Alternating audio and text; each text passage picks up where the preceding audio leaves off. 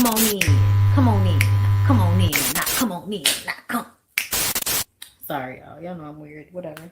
Hey everybody, what's up? It's your girl Bondy Blue. So let's go ahead. Let's go ahead. Hey everybody, what's up? It's your girl Bondy Blue. Okay, follow me on Instagram and let's get into the video. Right? Wow. What's up, everybody? Yeah. What's going on, everybody? Happy Tuesday. It's your girl Bondy Blue, and I'm back with another Bondy Blue show. Now, I titled this show Mess in the Morning because sometimes listen, I feel like you should not do this, but it's normally the best way for me to like actually get up. When I wake up, I turn over and look at my phone. Okay. I get into the Instagram, I get into my notifications, what has taken place in my slumber. Okay. And when I wake up to a whole bunch of comments where I feel like I'm about to get jumped in, bitch pulling up to the comments like she outside a nigga house. Like that shit was wild. So we had some mess that went down in some comments on some posts on the blogs. And whenever I have that energy, I feel like it's gonna be a good video. So I hope you guys are excited. Okay, like the video, subscribe to my channel if you have not already. Subscribe to Bondy Blue Bites. Okay, get into all of that. What's today? Today's Wednesday. Okay, I'm sorry, not Tuesday, Wednesday. I can't keep the days together. I was like, is it Tuesday? All right, y'all, my bad. Wednesday. Okay, hump day. Hump day. Listen. Y'all know this weekend threw my whole little week off. So, like, I'm a little confused, a little bit confused. All right, come on, hump day. My bad. But anyway, y'all, I got a cute little show for y'all. Once again, thank you to everybody for all of the congratulations that y'all have been sending my way. I appreciate y'all so very, very much. Thank you all for voting for me. Shout out to Scotty, shout out to Justin and Aaron and Really BTV and everybody, because y'all know I'm not good with names. Charge it to my head and how much I smoke and not my heart. So because if you experience, I'm genuine. Okay. So if we, if I was, then it's, it's love. It's love. It's love. Okay. But I'm happy to be here. I'm excited to get back to work. I hope y'all checked out the Real Housewives of Atlanta video that I did yesterday. That was a good time. That was a really good video. I had a ball. I hope y'all enjoyed that one as well. As you come in, girl, comment, engage with the engagement. Okay, engage with the content, girl. Talk. Say something. All right, like the video. So let's go ahead and jump into the first topic while everybody is coming into the live. Okay, the first topic is this viral 100 men versus a gorilla scenario. I feel like this is how Black people affect culture. Well, we really have millions of people on the internet of all different races, ethnicities, arguing about a hypothetical scenario. Y'all, because y'all, that's what Black people do. Like, I saw somebody on social media talking about the cookout, okay, as it relates to sinners. And I'm going to go watch that one more time and I'm going to do my full like video on it because there was just so many things going on. I want to see it for a second time. But back to the cookout, right?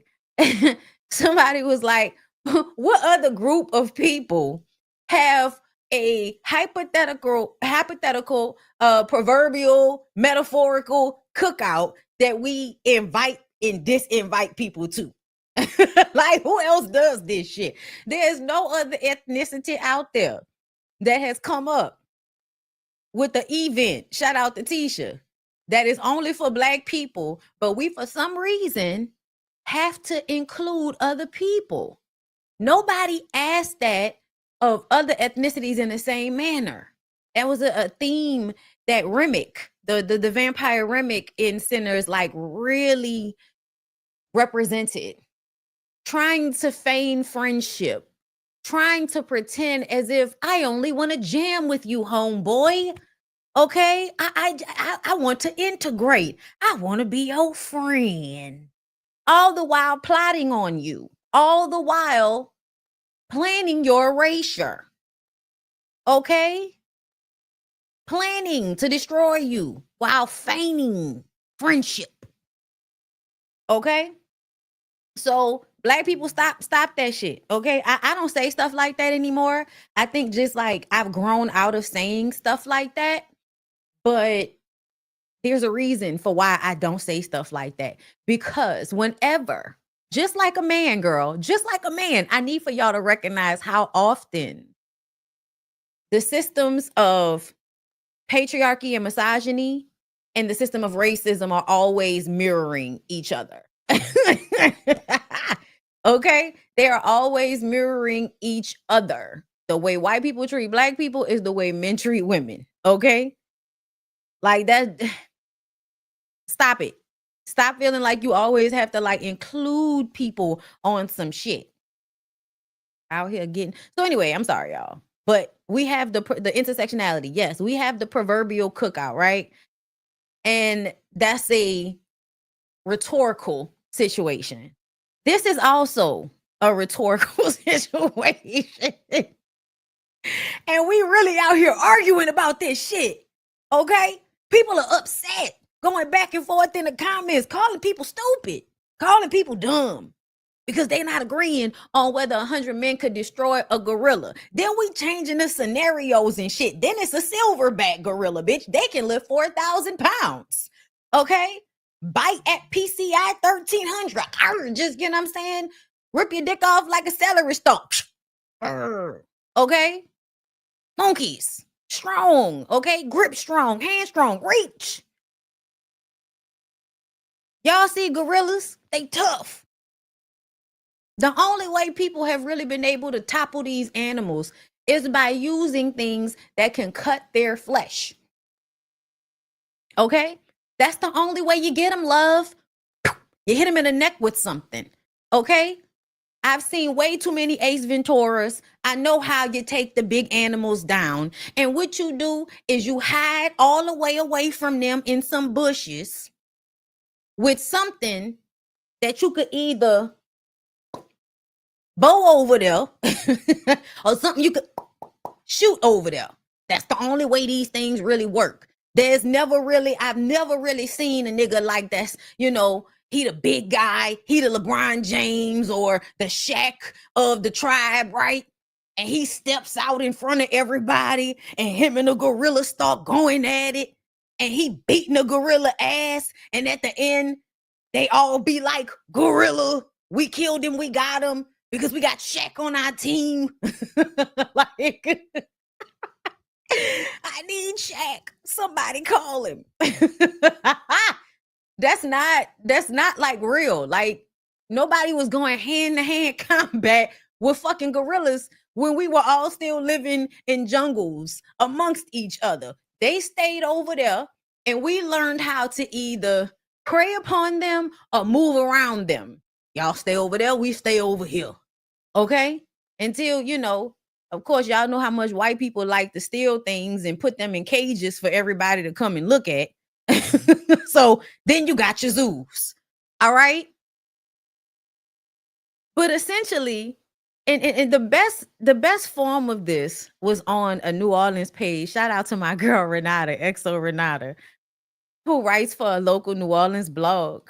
And she was talking about this because some dude said that women, you know, New Orleans women, because we so masculine, I guess, so strong and, you know, got hyper strength and all of this shit, that we could beat the gorilla's ass. And I said, listen, man, I don't know about that. I know 100 New Orleans women can beat 100 New Orleans niggas ass. I know that. We might be able to beat these niggas ass, but we would not even attempt to fight the gorilla. For what? For what? Normally, we had to roll up on a gorilla with some energy in order for the gorilla to feel any type of way about us. But if we just moving around the gorilla not bothering us and we not bothering the gorilla, y'all bother us. Y'all bother us. And by product, we bother y'all.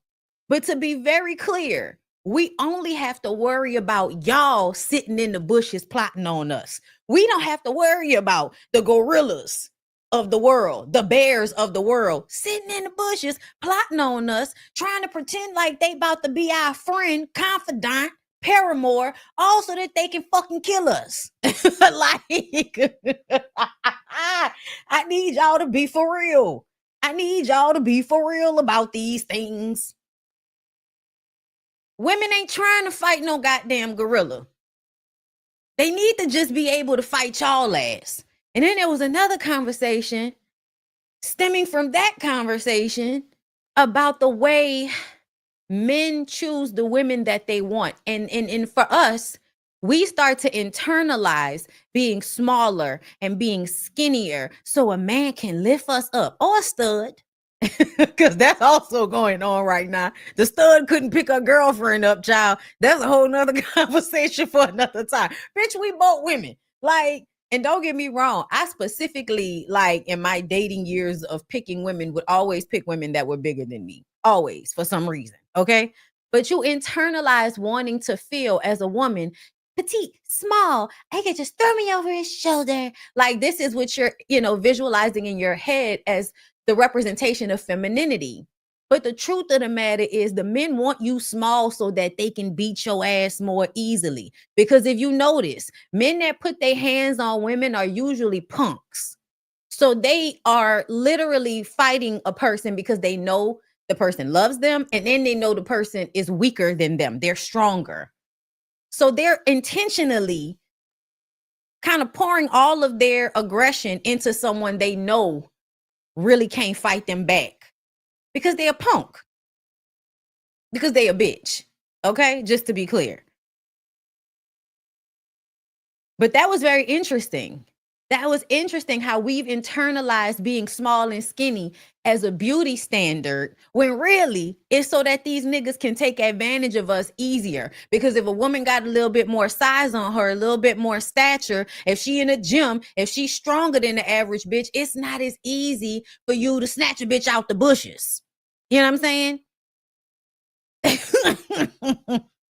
But one of the key descriptors of why it seems as if Caucasian people came from the mountains in the cold weather, and then some, the rest of us are out amongst the sun. So we're of color. Okay. Y'all know how, they imagine that the tribes, and then what happened, right? They imagine that there was some extremely cold people living in the mountains that did not know about the people that live down below in the, in the grass and the sun, and that it was warmer down here and there was more nourishment from the earth down here. The people up here didn't know about this. They eventually traveled down here, saw what these people had, and was pissed off about how much suffering they did up there being cold, where they couldn't really get any vegetation. And so they decided to fuck up communal tribal relationships and overpower these people. And then that continues throughout history and society. They imagine that that's how we got here.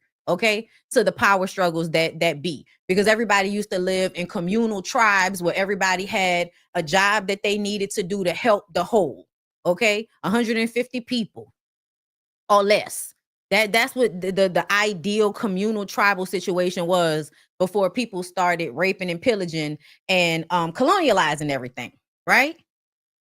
So you have to imagine a representation of that would be a black man being tribal and a white man being from the mountains, right? This is what you think in your head. So then we listen to this. 100 men versus one gorilla. Who wins? 100 men. Really? Yeah. Why? Explain your logic. Just because the numbers, and also too, I'm going to assume that it's 100 men that are ambitious because they're taking on a gorilla. And they're going to have grit. They're going to have toughness. They're going to find a way. What's the strategy? The strategy is we don't stop until that gorilla's done. Okay. Do you realize how many 100 men is? I mean, look at There's no way.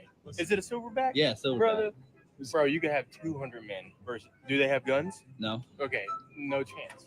The fucking canines on that thing, the strength on that thing, the agility, the mobility, the strength, bro. Don't let him talk you out of it, Nick. Defend your case. I'm going to defend it even more. I think 100 men would definitely take out one gorilla. Easy. Eventually, that gorilla is gonna get tired. Four guys is 800. Get the fuck out of here.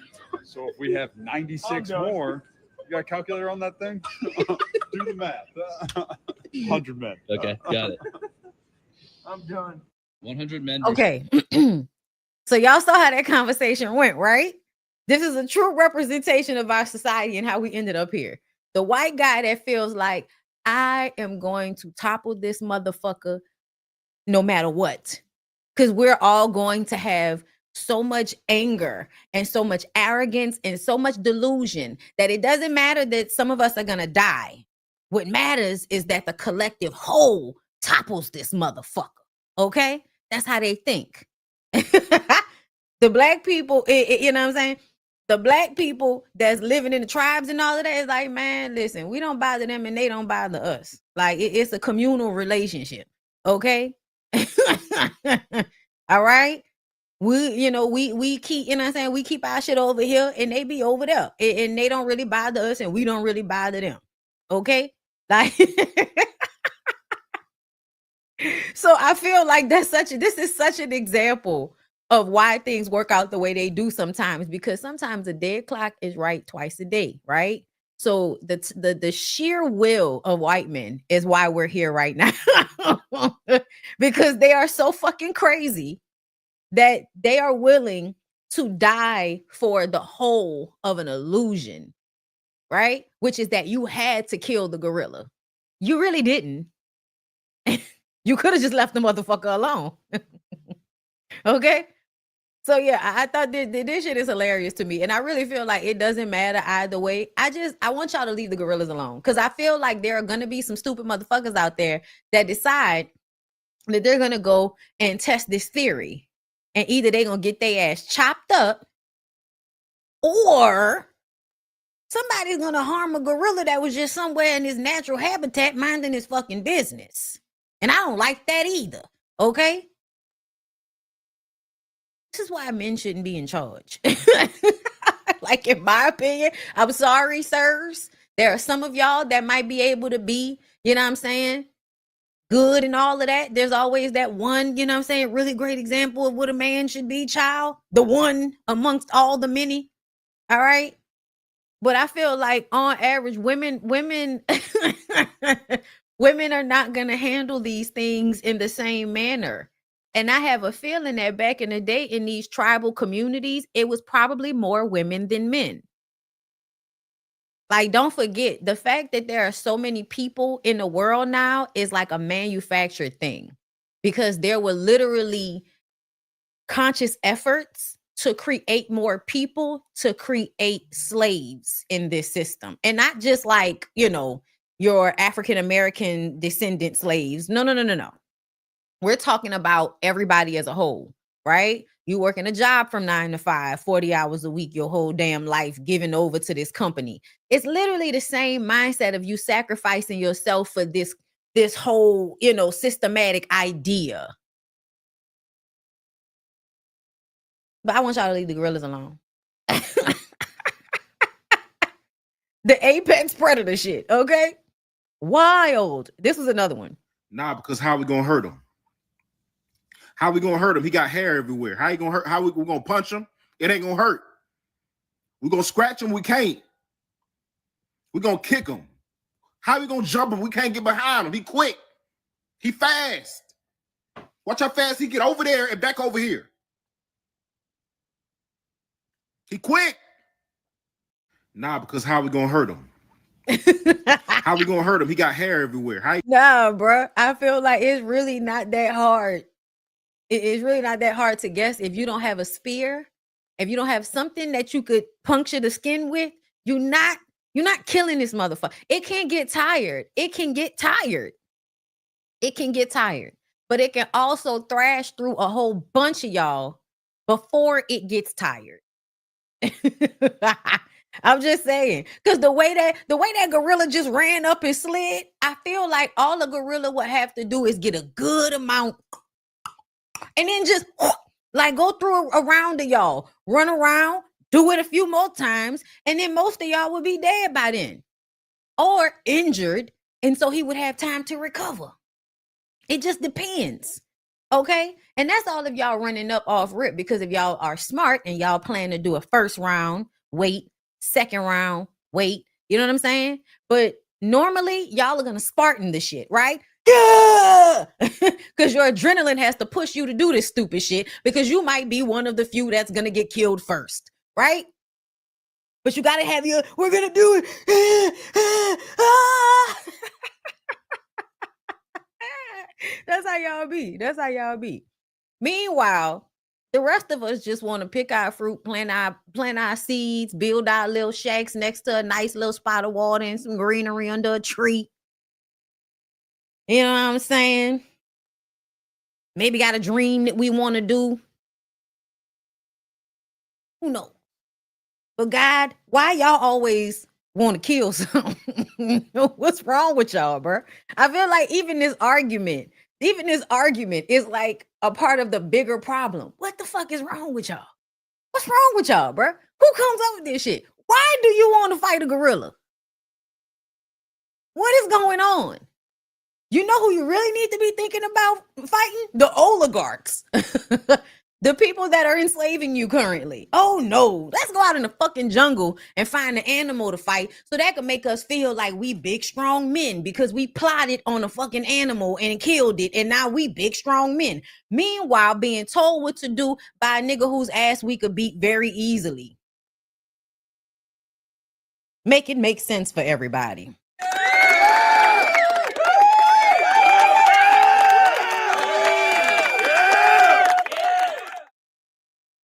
This is an example of why you can't fuck with people that's in prison. I was in a relationship or two, when I was incarcerated, and both of them ended up pregnant.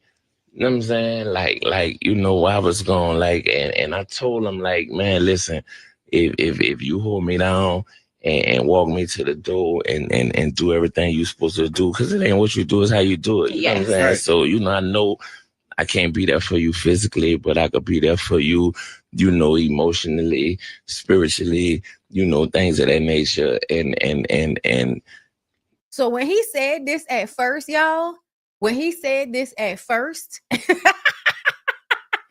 I thought that he meant he was getting visits from these hoes and got them pregnant. That's what I thought he meant. But he meant the two women he was talking to while he was in jail got pregnant outside of jail. At first, I was confusion.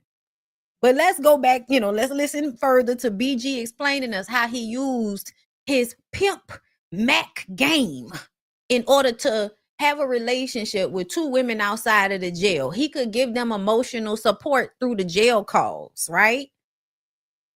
He can give them emotional support through the jail calls. Meanwhile, the women are spending money on them calls, sending shit, sending gifts, going see him, sending food, financially providing for him while he's on the phone talking real slow like this, telling you about prison stories and shit.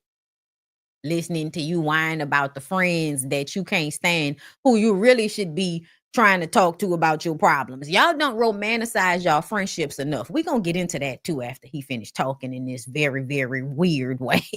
Yeah, man, they probably gave me a good 3 years, you know what I'm saying, a good 4 years, and the next thing you know, they slip and fell on, you know what I'm saying? Listen. Listen, they slip and fell on. I don't know what they slip and fell on. But do you hear the way he's talking about? This is why women need to romanticize their friendships. Men like this are the reason why you really need to romanticize the friendships that you have with other women. Because if you treat your friends, like you would treat a date sometimes, and I'm not talking about in a romantic way though. I'm talking about planning things for y'all to do. Both people making the effort, both people supporting each other whenever it's needed. Those types of female friendships will sometimes save you from sitting on the phone with a weird nigga in jail and sending him money on commissary. Okay? Because I'm just saying, if all you want is somebody to support you over the phone, you need to be spending more time with your female friends. It ain't hard to find dildos out here. They out here. It ain't hard to find a dildo. Okay? It's really not. That's how you ended up pregnant, because it's not hard to find a dildo. Y'all need to go romanticize y'all female friendships and stop relying on niggas for everything, because a lot of y'all go to men for shit that they cannot give you because they just don't know how, and they don't have the temperament. And a lot of, especially of, in a lot of men's experience is figuring out a way to game you into getting what they want out of you. This goes from the nigga in jail to the nigga that's a teacher to the nigga that worked down to the you know, anywhere.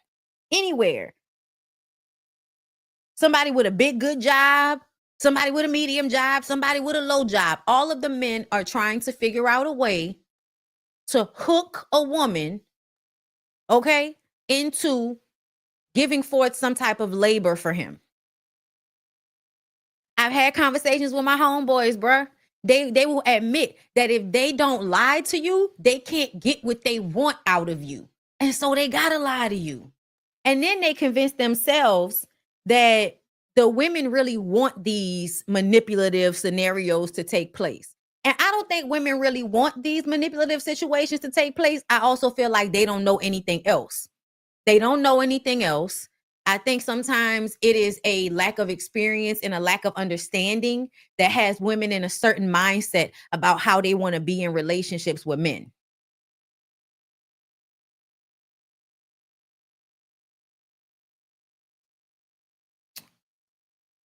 Girl, I had a friend who actually believed she was in a relationship with a man who had a 20-year sentence.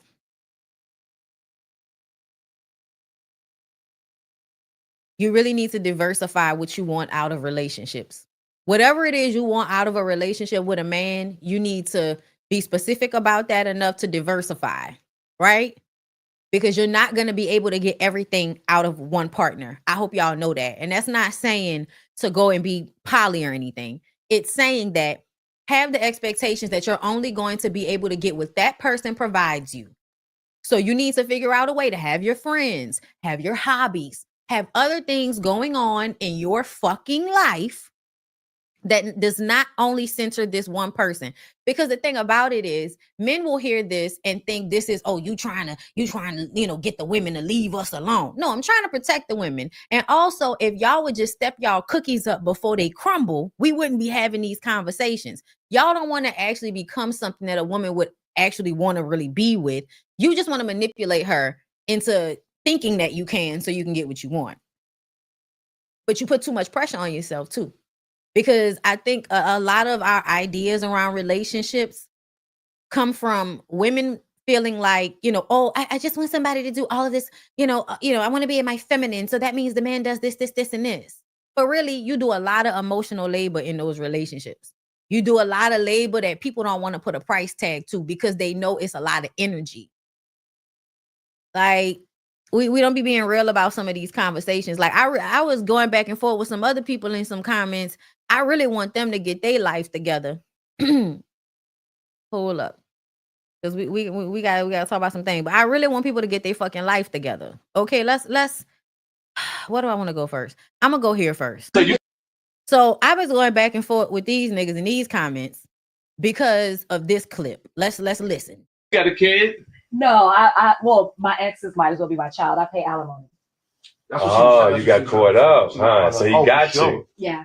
He got you. Good. Yeah. I don't know whether to be happy or. I mean, happy because I got out of it. No, happy for the nigga. Oh, I'm See, so glad you didn't say that. On Shit, he came up on $500,000. Yeah, I'm happy for the nigga. Why? Because it's good sometimes for the man to win. See why? But you see what when I'm saying? He's fully capable, when he's an adult, older than me, fully capable of working, a licensed professional, but used the system to come up, took advantage of me. You okay with that? No, just because it's you personally, no. But watch what I'm about to tell you. Tell me. Women been doing it to men since the beginning of time. That doesn't make it right. Oh, yeah. And see that comment right there. Women been doing it to men since the beginning of time. This statement, since the beginning of time, is why I said men hoard wealth in a way that women don't. And it's weird when y'all ignore that fact. Let's get into these comments because niggas are stupid. Dude said, you bullshitting. It ain't the men who are saying my money is my money, but your money is our money. It's been y'all. So what are y'all doing with the money that y'all are making? Miss Thing, child, Miss Thing. I said, Google the wage gap and then Google when women were legally able to have their own bank accounts. Meaning in real life, women are just now in the past, I want to say 30, 40 years have started to gain any type of real financial stability on their own. Because before that, women were shunned if they weren't married. And so they had to be married in order to have any type of life. Because if you were single, they would actually tell you no, they would not give you a bank account. They had to put an act into, they had to put a bill up. Government, y'all know what I'm saying, right? They had to write a bill. There had to be an act voted in order for them to stop discriminating against single women. But married women had to have their husband's approval for everything, which helps the system of keeping women in bondage in relationships, which is what was going on before women were able to have their own bank accounts, start their own businesses, own their own homes.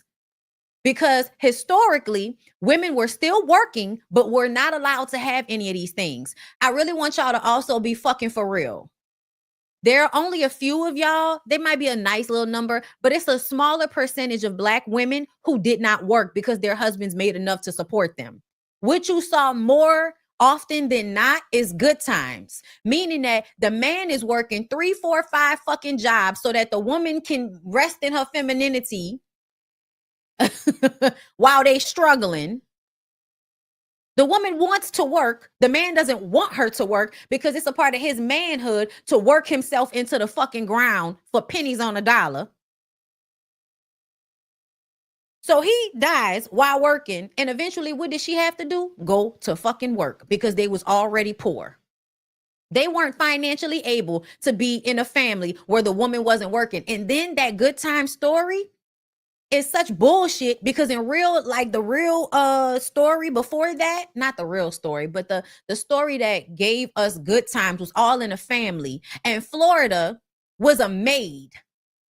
Florida was a maid on All in the Family. And then they gave her her own show. And now she becomes a traditional stay-at-home mom. In real life, most of our grandmothers worked. I think y'all have the world and history fucked up. Let me explain. So there is a small group of wealthy people. Amongst those wealthy people are mostly men. These are the people who own corporations and businesses and real estate. That's mostly men. You can look it up, babe. It's mostly men that hold the CEO positions, the CFO positions of Fortune 500 companies. Those are mostly men. That's the wealthy people. So now, do we hear it? Say it back to me, class. Okay? The small amount of wealthy people are mostly men. Now, let's move down to the rest of you motherfuckers that are robbing Peter to pay Paul. I'm included in that. The middle to lower class people, the working class, whether they want to believe it or not. Okay? Y'all, by far, are living like, if you go look it up, y'all, most people in the country are making below $60,000. So most people in this country are poor. So that should tell you that most women have been working for forever. Most women have been working for forever. Most women worked on farms. Most women cleaned houses. Most women were maids. Most women worked in factories. Women have always worked. And not only have women always worked, this is these light ages that we're in right now is like one of the only times that children weren't forced to work, which is why a lot of people's grandparents and great-grandparents only have a 6th to 8th grade education level. Not because they was just dropping out of school because they didn't want an education like some of you stupid motherfuckers. No, it was because they had to go and work. So I don't know what world y'all live in where for all of time, women have been getting with men for their money, but you're ignoring systematically the laws and practices put in place to keep women from making enough money to take care of themselves. Y'all want women to be at a financial disadvantage. What did Corey Holcomb say? I want a broke bitch, because that's who's going to do what I want her to do without arguing, because she's living in survival mode.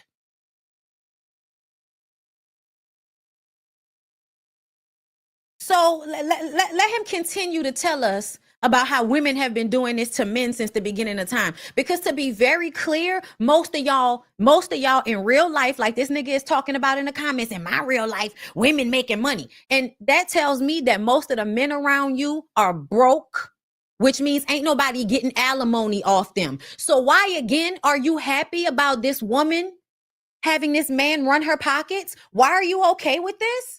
Oh, because women been doing it to men. But they haven't though. Because you just told me you don't know any women that's not making their own money, which means you don't know any niggas making enough money to be giving nobody alimony. Be fucking for real. Yes, the fucking. I don't agree with you taking advantage of a system because it's there. No, I don't agree with that. Only Damn, we should have did this on the show.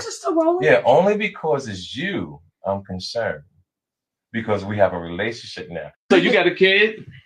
I only care about you because I know you. And because there's a possibility I can fuck you. Then I care. But outside of that, I'm okay with a man fucking over you because I feel like women are always getting over on men. Projection. Shit now. Or if it was my daughter, I would be concerned. But the fact is, and I feel like you lack integrity. I feel like you just told us that you lack integrity. So for me, I have integrity. I'm a very fair person. And I actually kind of look at things like, at the end of the day, if a man is in the exact same type of situation as a woman is, meaning that, let's say two people are married for 20, 30 years and a woman is the one that's held down the job making the most money and the dad has been the caretaker. I do believe everything that you would want put in place for a woman, as far as like a savings account, as far as like, you know, alimony, whatever, I do feel like you should give the man what you would give the woman in that exact situation. That is not often what we find because most of y'all niggas will not play that position. Most of y'all feel like it makes you less of a man to be a caretaker. You think that's a woman's job. Even though you don't have any money, you still uphold these bullshit traditional gender roles that you can't afford to fit into and that your people couldn't afford to fit into. It's a system that's there to be taken advantage of. So you should because you can. Is that what you're saying? If you, I'm at the point in life, however the cards play out for you and the way you lay your head down on the pillow at night, you got to be happy. If that means he had to do what he had to do to get you, I'm sorry that he did that shit. Listen to me. I'm sorry, darling. Say you're anti-child support. You gotta be anti-child support. I'm sorry that happened to you. But I guarantee as you move forward through life, you'll never make that motherfucker. Well, I never would. It's the most expensive mistake I made. That's my point about the same stuff I was saying about life. No. But that, I mean, we have to congratulate him. No. As a G, salute that nigga. Because he's not black, too. He's a white belt. Oh, even better. Even better because y'all love white men. To me, this is the perfect example of y'all proverbially sucking white men's dicks and other men's dicks and how you don't really like women. And if you can find a way to get over on a woman, that's what you want. It's not about integrity. It's not about being fair. You as a man just feel like you are entitled to get over on a woman. And it's even better because y'all literally internalize this hierarchy where y'all feel like white people are above y'all and women are beneath you. And that's why you're okay with the system that we live in. Y'all saw this comment, right? The wage gap rhetoric is and always has been nonsense. How is it nonsense? How is it nonsense? Women do first of all, women do at large make less money And then society-wise, women are put in positions that pay less money. Y'all say it's women's work to clean. So most of the maids and cleaning services and things of that nature are women. Y'all don't trust men to watch children most of the time. Not saying that you should, but most nannies are women. Like, I don't understand. Like, this is how you know, and who, like, no followers, nothing, just a fucking troll online arguing with people when they're not going to concede to the facts. They're not going to actually think about what's true. They just have their feelings, and that's all they care about. Talking about, I need to Google how many women were actually in favor of the status quo that led to women not being able to own their own bank. What are you talking about? How could women have been in favor of a law that was created by men? It doesn't matter. It doesn't matter if they were in favor of it. They could not vote on it, sir. It doesn't matter. I bet you any money when these things were actually happening, when a woman wanted to get up and leave your ass, she was mad that she could not just up and leave your ass. That's why they had to create a law. So this Xavier Davison person, you just want to argue so that you can be right, and you're wrong, because you're starting off with shit that doesn't make sense. Talking about it was first promoted by the Obama administration. You're already telling me everything I need to know about you. You're a black male Trump supporter. So you listen to what? Truth? The Truth news source, which is skewed to the racist, misogynist. It's so weird how you black men fall into these pits so often. It's so many of y'all that are out there arguing on behalf of your own oppression, but then telling me that women are okay with their oppression. You're okay with yours as well. You don't have a problem with your oppression either. But you're going to complain to us about how it's fucked up though, right? I listen to enough of them white people arguing on TikTok for me to know what Xavier Davison's whole thing is. You don't even know what you're talking about. So I'm not going to go back and forth with you. This other guy, we don't ignore it. Women aren't providers. So it isn't as much of a thing for y'all. Women are providers. Even when we legally couldn't have our own bank accounts, black women especially have always worked at large. So how are we not providers? I don't know what the fuck this person was talking about.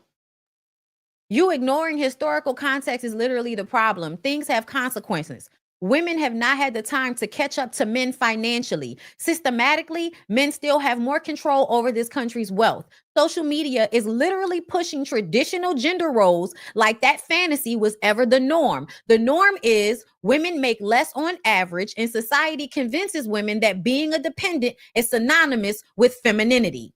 None of these people are smart enough to have this conversation with me, but they swear they are. Torian thinks he's smart. Nah, all the women I know make a lot of cheese. Making excuses for mediocrity in today's time is not a world I live in. What excuses for mediocrity are you talking about? Y'all just take shit y'all hear and then throw it back at people. Everything you say is a projection. Everything you say is a projection.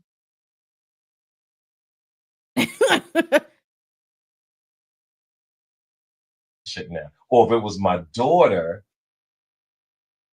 So y'all know the story about Rachel Lindsay. She was married to that man for 5 fucking minutes and had to give him alimony, even though he was old, like she said, older and able to make his own money. It really made no sense. But look how happy y'all are to oppress a woman under the guise that it's being done to you, but it's really not.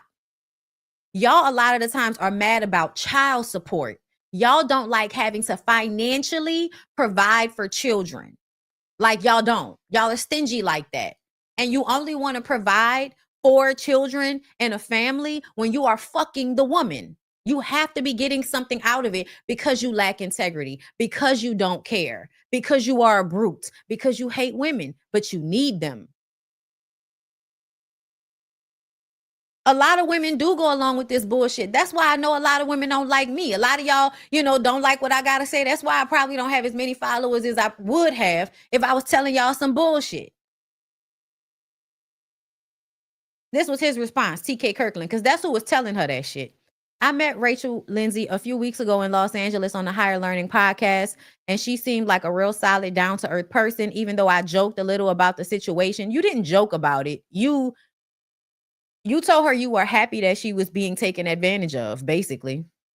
I truly wish her the best. Dating and marriage is a risk we all take, hoping for forever, but sometimes it doesn't play out like that. The news just broke that she finalized her divorce with Brian Abasalo, $500K cash, and he keeps the Miami condo. That's heavy, but it's real life. Let this be a reminder. Over 50% of marriages end in divorce. And if you don't, and it don't matter if you're rich, famous, or regular, you got to protect yourself. A prenup ain't unromantic. It's smart. For $1,000, you can save yourself a whole lot of pain later. Be champagne when it's good, but be smart before it goes bad. Protect your heart and your pockets. Yes. Yes, TK Kirkland, your message is absolutely right. She should have done all of the things you said. But to me, you just let us know a lot about you. And to me, this just goes back to you niggas being stingy and not wanting to do what you should do and being mad that somebody makes you do it. But the funny part about it is you so happy, like y'all are so stupid, right? Y'all are stupid. Do you know who put these laws in place that made y'all pay child support? White men. You so happy this white man is getting this money out of her, a home out of her. Even better, because you want her to get fucked over so bad. But it's the white man that put these laws in place that you so upset about. So why are you over here dick sucking on a white man when the white man is the one that put these laws in place in the first place, and they were never for you, black man? You were supposed to be working in the service industry and not have enough money to do this. This wasn't about you. This was about how men always had the power in these relationships because the women could not do anything without the husband say so. Y'all really ignore what the status quo was and still is. You use these very small percentage examples from fucking celebrities and rich people so that you can excuse your stinginess with the women that y'all create children with. Because most of the time, this is about child support that y'all are really mad about. But if you convince a woman not to work so that she could be waiting on your ass hand and foot while you are married to her, and then turn around and want to divorce her and take everything, because I know a lot of niggas that don't want to even give women their just due. You don't even want to split what y'all have earned together fairly down the middle. You don't even want to do that because you the man. You feel like all of the shit is yours, even though you wouldn't have it if it wasn't for the woman that helped you get it. I know real regular men making under $100,000 a year that's pissed off because they got to pay child support to a woman that they was married to.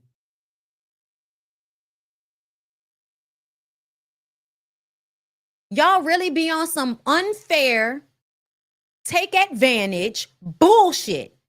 And then you try to convince everybody that these injustices are happening to you. Let's move on to the next story. Found out he had a wife. Mm-hmm. You found out that he was arrested for domestic violence, and he also lied about that. Yes. And then, once again, he's hitting you, cut your hair, and your family finds out. Mm-hmm. Did you stay with him after this, or was that your final straw? I stayed with him after. My family found out. It was literally on accident. I was on FaceTime with my cousin, and I just picked up the phone, not thinking like, girl, you have a black eye. Not thinking I have not that, like, that didn't even cross my mind. So I picked up the phone really quick, and then you know how you can see yourself in the FaceTime? I put it down so fast. She's like, no. Pull that phone back up. Like, let me see your face.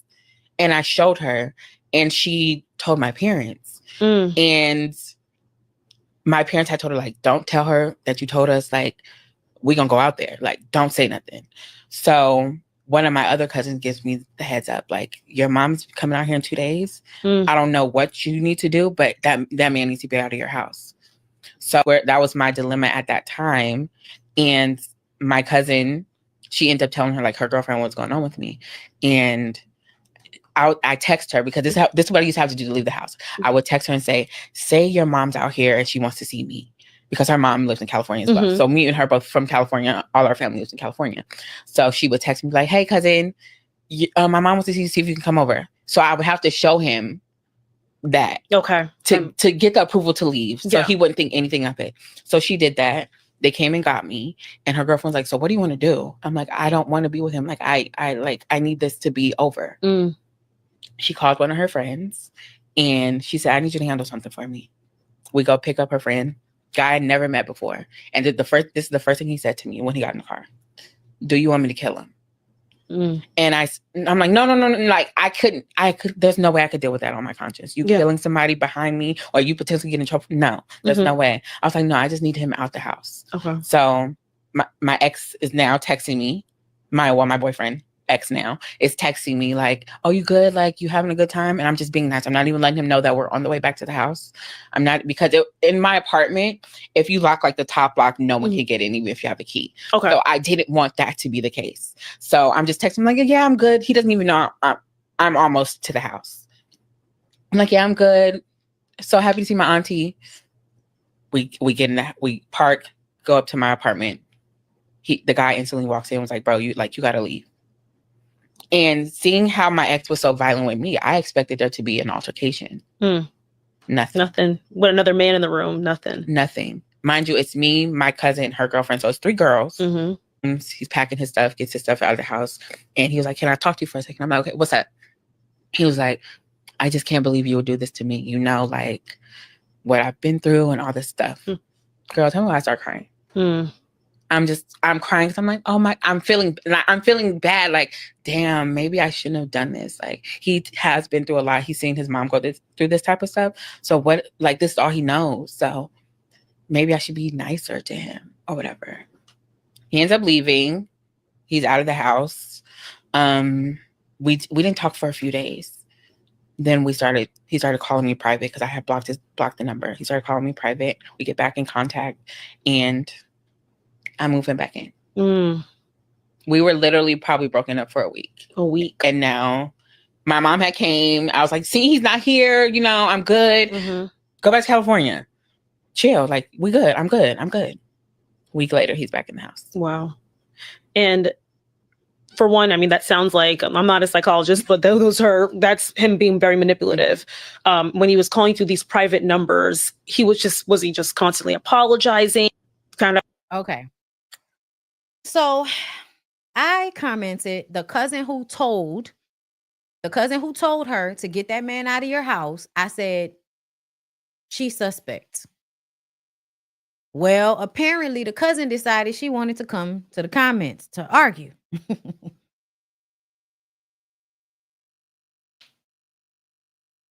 On site said, interesting. How so? Let me hear your thoughts.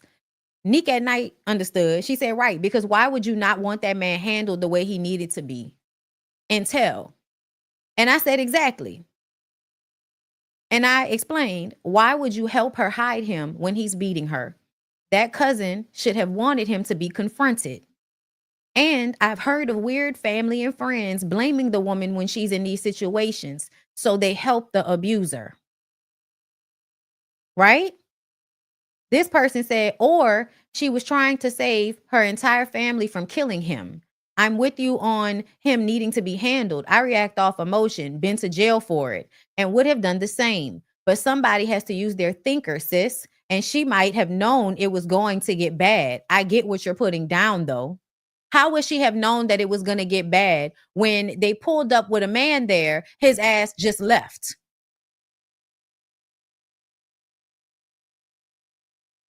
So you really didn't know what was going to happen. But y'all's first thought was to protect the man. Let's be very clear. Let's go back to what y'all. I understand what y'all are saying. If the mama would have came, he might have tried to put hands on the mom. And that's why I would have felt like, no, I'm going to call my aunt myself. Are you going there by yourself? Like, are you going there with a tool? Like, what's going to happen when you go there? Because I want to make sure that he doesn't put his hands on you. That should have been the conversation. If we're going to be trying to help this situation instead of just staying out of it, right? But instead, y'all are trying to save her entire family from killing him. Why? And I just want y'all to peep, right? I just want y'all to peep how y'all think. And I'm not judging anybody because I do get it. But I also want y'all to understand that y'all are not helping when you do stuff like that. You're not.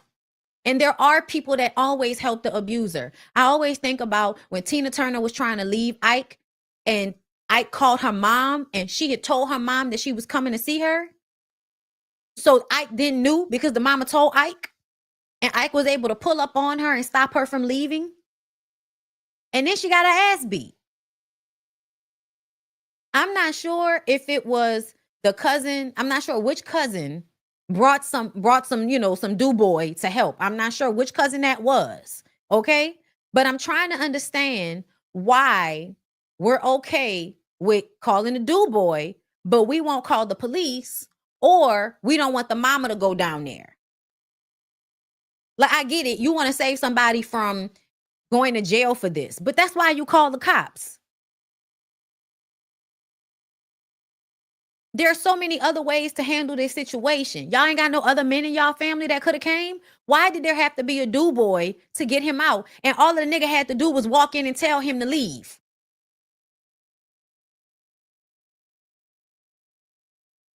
So this the cousin. She pulled up.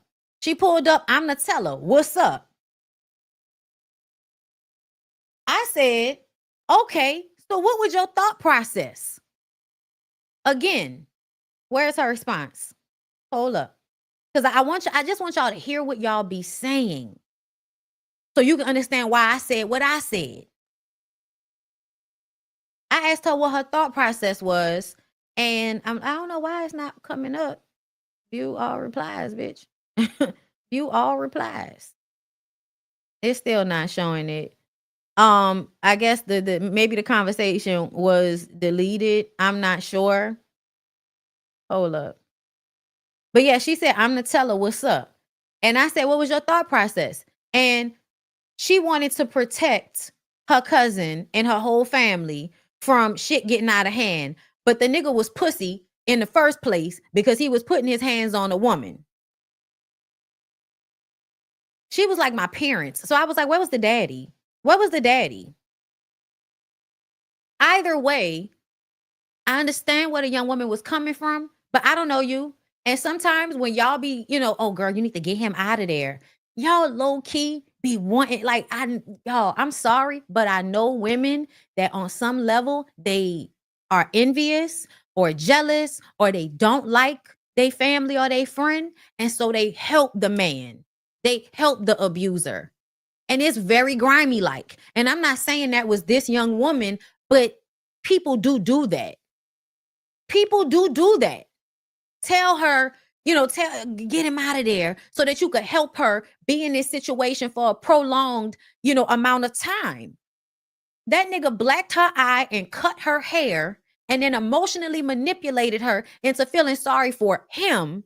And y'all all like, oh, we was trying to protect him. We was trying to keep it from escalating. It's already been escalated, my nigga. She got punched in the face. It's already been escalated. And as somebody that went through this type of shit personally, people always protect the abuser. And you don't want to hear that, but that's exactly what's happening.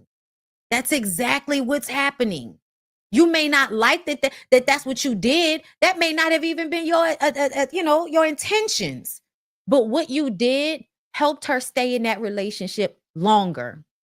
Who knows what would have happened if her mom had been the one to come in. But I also feel like as a mother, don't you be pulling up to have no confrontation with a man like you big and bad without backup, meaning without a tool and without some other people with you. Don't be so full of bravado that you are not thinking about him putting his hands on you. Please don't get me wrong. But once that man punched that lady in the face, I would have definitely been on some because listen, we know police officers. This is why you befriend police officers, not bad ones, but ones in your community, people that you know. I know police officers. It would have been a situation of, what's Mr. Kirk number? Okay. Bitch, I know the district attorney. I'm on some, hey, do you know anybody who could help us with this situation? And I know everybody don't have that type of access, especially if they from California and they living in another place. But that's another thing, pulling you away from your family. having you off by yourself so that they can do these types of things.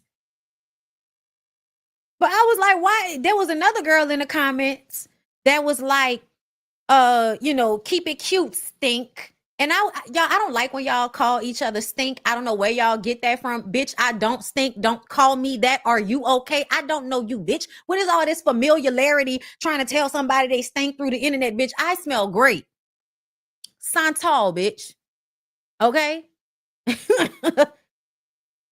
The fuck?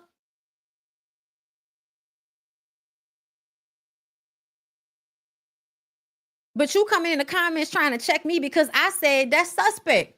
For them to tell you, don't tell nobody, we coming so we can protect her. And you tell her so she could protect the nigga. And you gonna act like I'm weird because I think that's suspect? It's a country thing. I'm not, y'all can call children stink. Y'all can do all of that. I don't give a fuck. Don't call me that. I think that's weird. That's not a cute pet name. That's not a cute little baby. No, don't, bitch, please. And just like I don't like when y'all, oh, sit, girl, don't sis me. Don't sis me. Yeah, trying to be funny and shit. And exactly, I'm fucking grown. That's why I said, oh, I ain't got to keep shit cute, bitch. I said what I said. I wouldn't be going back and forth. I said what I said. Talking about keep it cute stink, bitch. You got me fucked up, ho. Like, I'm gonna go straight to the bitches and hoes, and it's not gonna be stink on my end. Disrespectful shit, trying to act like it's not disrespectful. I'm too smart for that. Fuck you talking to? Weird ass shit. And then the girl was like, oh, so I'm guessing you just watched the clip. You ain't watched the whole podcast. Everybody that says shit like that, I really want y'all to hang it up flat screen. I'm not under the podcast comments. I'm under the clip comments. So obviously I'm responding to the clip. Obviously I'm responding to the clip. I'm not even about to answer that stupid ass shit. And I also feel like most of the time when y'all telling people to watch the whole interview, we go watch the whole interview and still feel the same way we felt from watching that little clip. Thank God the lady got away. Thank God she's safe now. All of that shit, sis. But we are talking about, and what I am always drawing attention to is the way people protect the abusers. That's what I'm going to do because I actually had to deal with that. I actually was taught and brought up to do that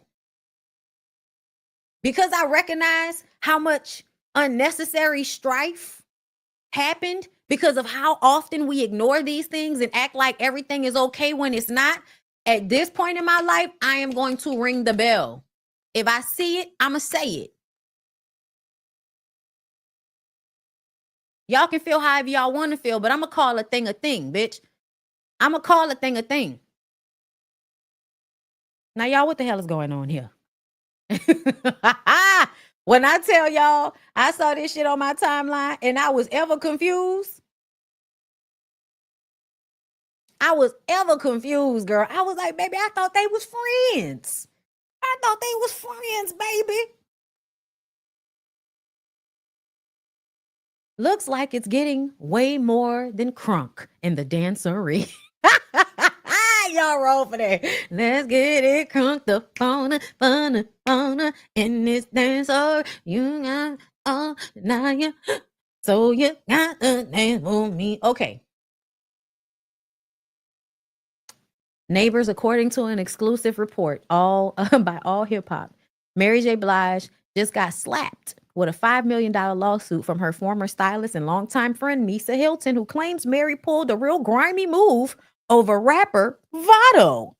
Now, as somebody that just recently watched old episodes of Love and Hip Hop New York, Mendices managed Vado, right? Vado also used to be in a relationship with Tahiri. Vado strangled Tahiri on national television in front of not only a group of people, but an entire production. Hold up, y'all. I'm going to find this clip for y'all because somebody was talking about it just last week about how not a man moved an inch. Not a man moved an inch. Tahiri and Vado. It wasn't hard to find. Okay. Let me see. Was this it?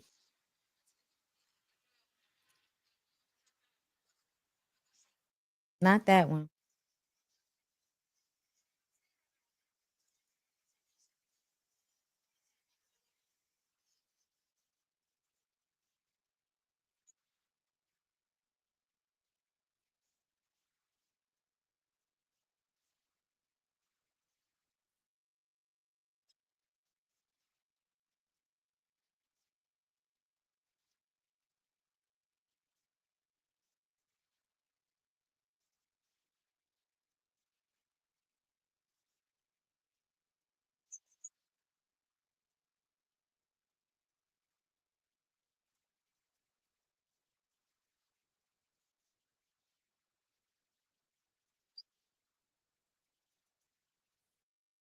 Okay. So that was one. Hold up, y'all. Hold up, y'all. I'm trying to find this. I think this might be the one. This might be the one. Up on my memory banks, right? So behind me is a picture of Tahiri and Vado when they were on couples therapy. Okay. Tahiri was in this thing. This is a little bit after Tahiri. This was the original video. 3 hard ass apples at Vado's face. And then they get to the sit down, and Tahiri is basically blaming Vado for her throwing the fucking apples at his face. It's saying that I don't want to become that person. So we have this picture right here. Okay, I'm not gonna show y'all the video because it gets taken down. But She threw the apples, but y'all listen. 3 hard apples.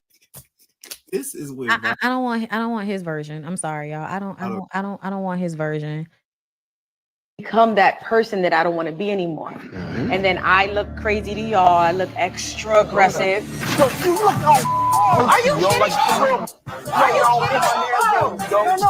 Look how none of them niggas moved except for the doctor. Bugging out. You bugging out. Are you serious? Like you bugging out. Like And everybody's gonna act like because she threw the apples, it was okay, right? Everybody's gonna act like, oh, she threw the apples at his face. So when he did that to her, that means it was okay, right? But then let's go back here. Yo, can you come back over here? All I'm saying to you, if I'm doing what I'm not supposed to be doing, whatever's on the list, please hit me because I want to learn. You gonna feel crunchy later. Go set the table down. I tried. I went back. So you want me to do what's on the list? Okay. That now sounds you gonna good. get hit You all such day. a- you now such you a need to fool. shut up. You're such a fool. You're Now I such gotta a be the fool. bad guy. You're so petty. I didn't say. You see what I'm saying? I didn't say anything to him. You don't have to say nothing. It's what you're doing. Oh my God. You are Shock walking me. electricity.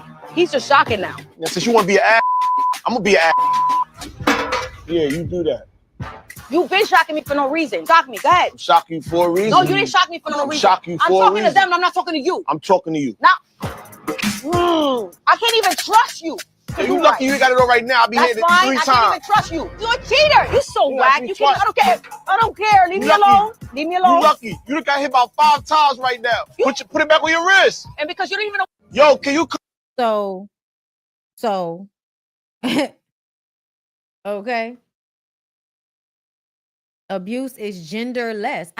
Baby, Bondy, we can't stand with you on this. Abuse is genderless.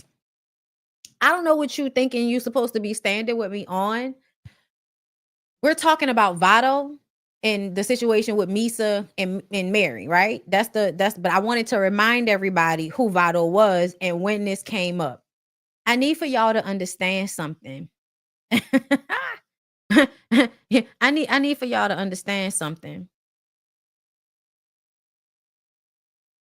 If a man chokes a woman like that, if a man repeatedly wants to cause a woman physical pain, he is abusive. To me, Tokyo, what y'all often do is ignore the fact that the men are abusive first. The women are reacting to the abuse by fighting back. And so you then make it seem as if they're both fighting each other on equal footing. However, who was the person that while they were simply talking, took her, grabbed her, and tried to choke her in front of a room full of people. I saw her, after he shocked her, walk over to him. She wanted to hit him. But instead, what did she do? She pushed the chair and she walked away and told him to leave her alone. So you can say that both of those people are being abusive. You absolutely can. But are you really looking at the full situation? Are you looking at the moment where he lost control and where he was getting joy out of constantly hurting her? And then did you see the reason why she was violent with him?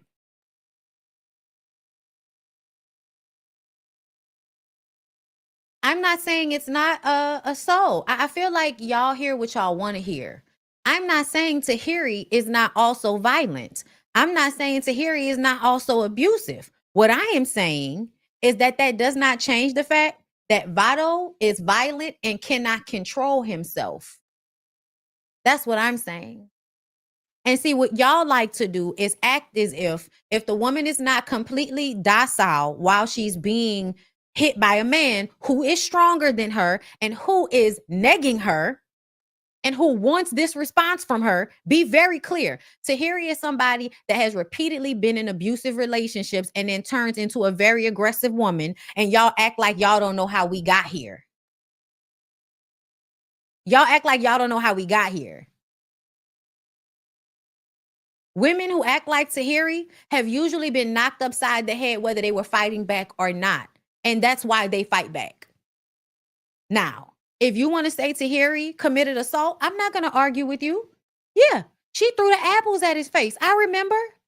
My point still remains. That does not change that Vado is violent and out of control of himself. And he showed that in the moment as they are sitting there amongst everybody talking. He didn't get up and remove himself. He didn't call the police. He did not say, I'm breaking up with you. I'm not even about to sit next to you and talk to you because I'm so mad that you threw that shit at me. I want to hit you. He didn't do any of that. He waited until she was not in the same aggressive mode, and then he attacked her in front of a room full of people. I don't think y'all realize how that showcases something is wrong with Vado. I'm not arguing about Tahiri. I'm arguing that something is wrong with Vado based on Vado's actions. And y'all like to ignore that the men are still doing these things regardless to how the women are responding.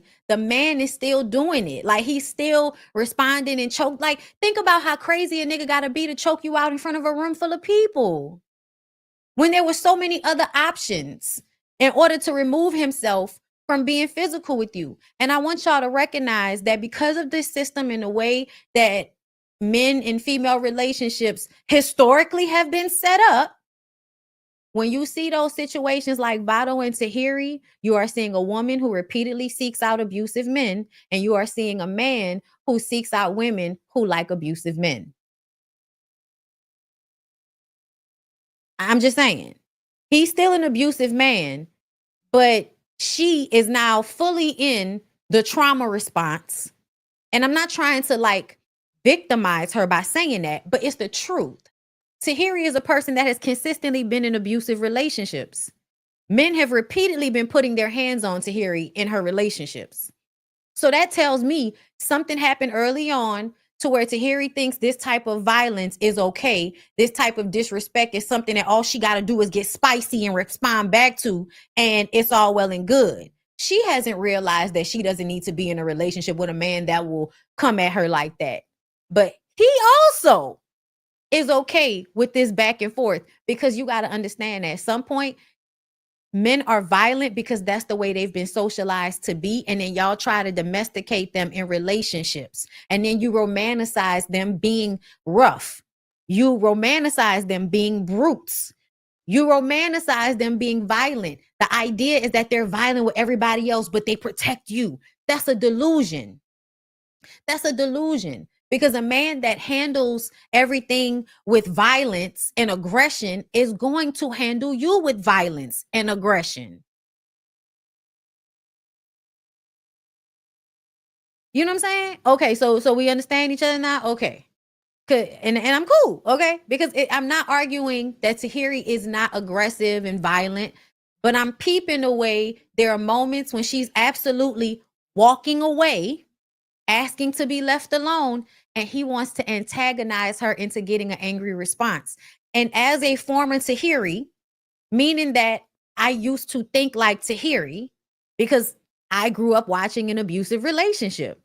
So I thought like Tahiri, I'm going to hit you first. I'm going to fight your ass back. I'm not going to let no nigga do to me what I saw done to my mama. That's the mindset you get. But then also you romanticize strong, stoic, brutish men because that's what you saw your mama romanticize. So now you seek out those types of relationships, but with the authority of you not gonna do me like that. And that's how you get this response. You feel me? But back to the original story. But I just wanted us to remember, because I know some people might not have remembered Vado. Okay? But I definitely wanted, you know what I'm saying? I definitely wanted us to kind of get a refresher on Vado, because I just feel like Vado, like it. And on that clip with Vado and Mendices, he said some weird ass shit then too. Like I can't remember what exactly he said, but Vado has said some weird shit. When Mendices was talking about Yandy to him. Damn, I wish I could find that clip for y'all right quick. Hold up, let me see. Let me see if that ever popped up on TikTok. I don't think so. Damn. Because there was absolutely a scene.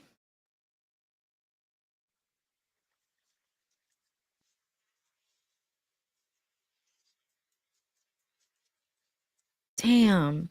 There is a, I'm gonna have to go back and find it, y'all. I'm gonna have to go back and find the season. I think it was season 3. Season 3 of Love and Hip Hop New York. And Mendices was managing Vado. Oh, y'all, that's gonna aggravate me until I find it. Okay, hold up. I'm about to find it on YouTube because I know it was on YouTube. Yes, y'all. Yes, y'all. Vado was on Love and Hip Hop at some point. Okay. Hold up. Mendices and Vado. What? Let's see. 8 months ago. Damn.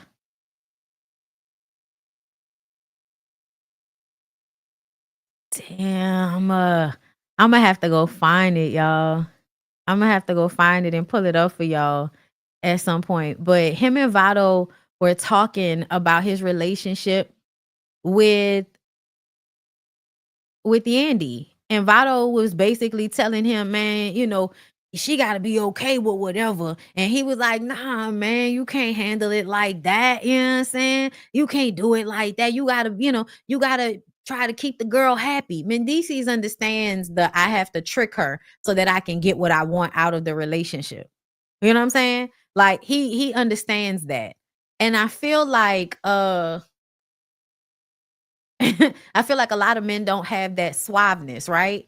Player men understand I got to keep it cool. I got to keep it calm so that I can get the response I want to out of this woman. Player niggas understand that, right? That's why they're able to keep their cool a little bit more. There's another group of niggas that at some point it's been instilled in them that they're not really the player nigga. They can pretend like they are, but internally they don't feel like they the player nigga, right? So they get angry at women and perform violence when the player dudes kind of know how to finesse the situation and mind fuck the woman, which is why a lot of the times women preferred men who were players, because they just knew how to finesse in a way that was kinder, right? Versus the men that are gonna, threaten to beat your ass or be immature and keep negging you and laughing and doing little shit like shocking you to make you upset so that they can get you to the point where you blow up and now you look crazy. Yes, Casanovas. Hey, Diva. But let's get back into this, y'all. So, And I promise y'all, if I find that fucking clip, I'm gonna come back with it. Okay. So Misa and her company, okay, hold up. Being managed by Misa's agency, Misa Management. Misa and her company say Mary used her power to tear up their deal behind the scenes. They claim Mary refused to release Vado's finished album and blocked him from going on tour unless he dropped Misa as his manager. Misa says it was not just business, but a personal takeover. She claims Mary secretly worked on Vado during yacht parties, hotel meetups, and private events, where Misa was purposefully left out. The goal was allegedly to isolate him and push him into a new deal. And I'm trying to figure out who the fuck is listening to Vado's music enough for two women to be arguing about his career. Vado is old. Vado is past his prime, and he didn't blow up when he was more current. So I'm trying to understand, why are these two old women arguing over Vado?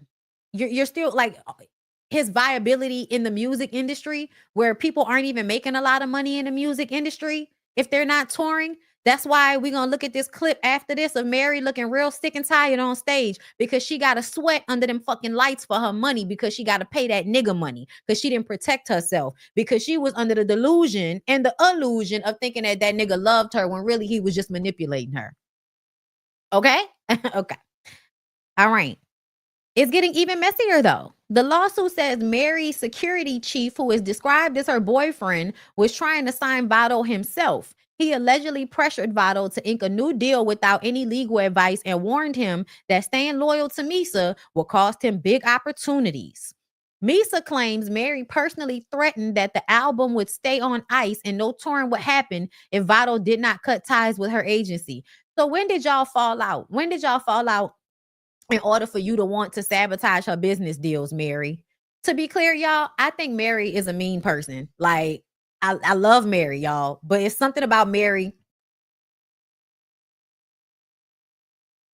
It's something about Mary that makes me think you a snake, you grimy, you've probably done some fucked up shit. But we love you, auntie. You know what I'm saying? It is what it is. You know, until we find out how much snaky shit you've done. But right now, we still love you, okay?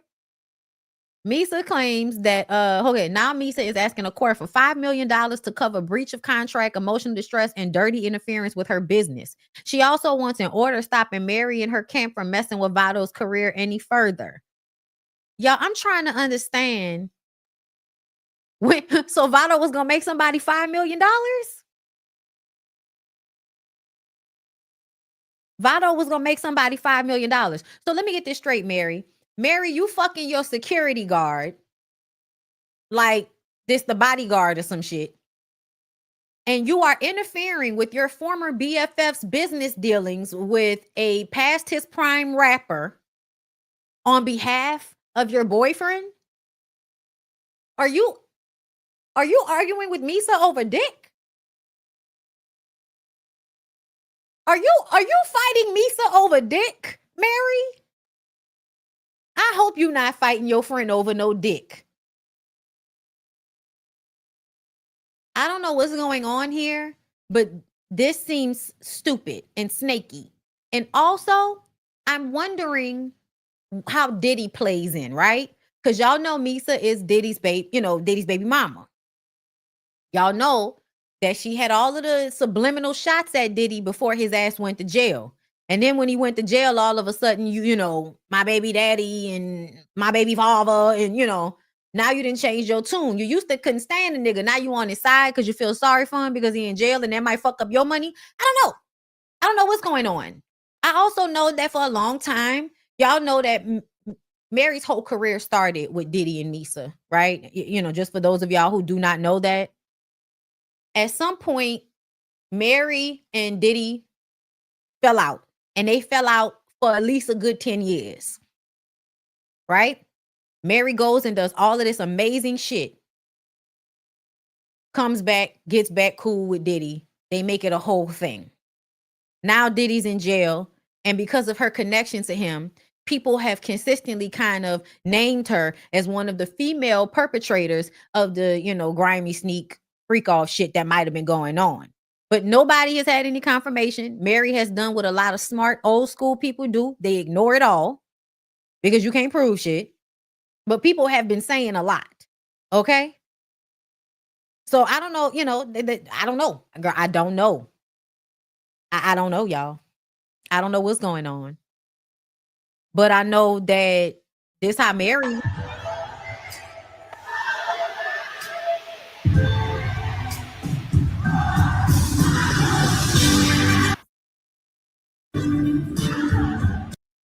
She looked aggravated. She looked annoyed. She looked tired. She looked like she don't want to be there. She looked like she tired of singing that fucking song.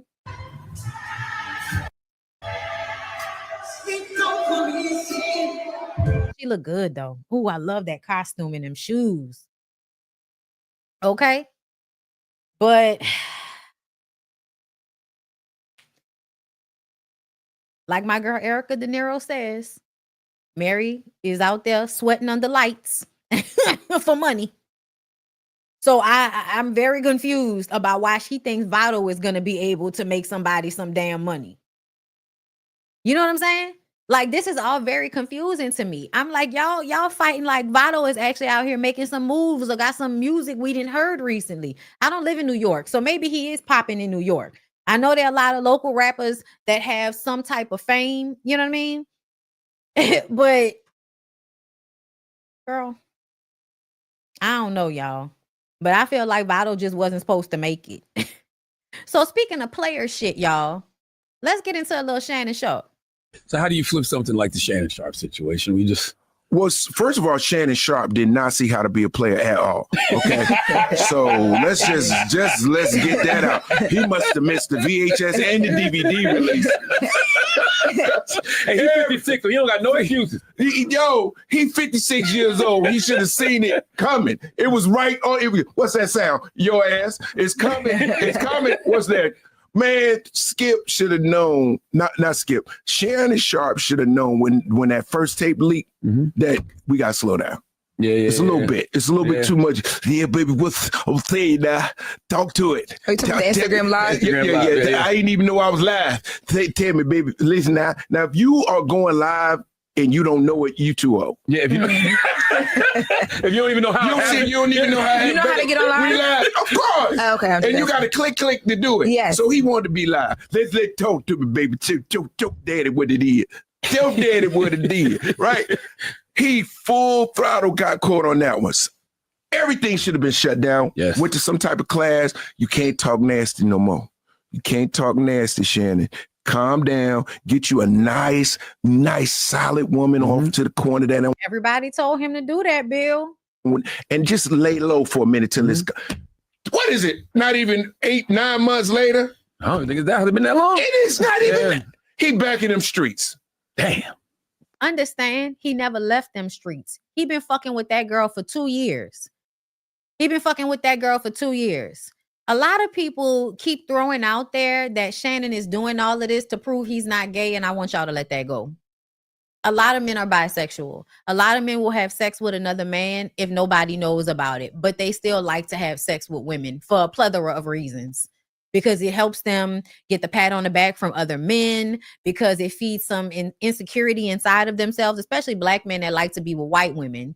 You know, they like to one up black women, oh, bitch, I know you're going to be mad about this. Nobody cares anymore. You know what I'm saying? Like, for the most part, black women do not care about that shit anymore.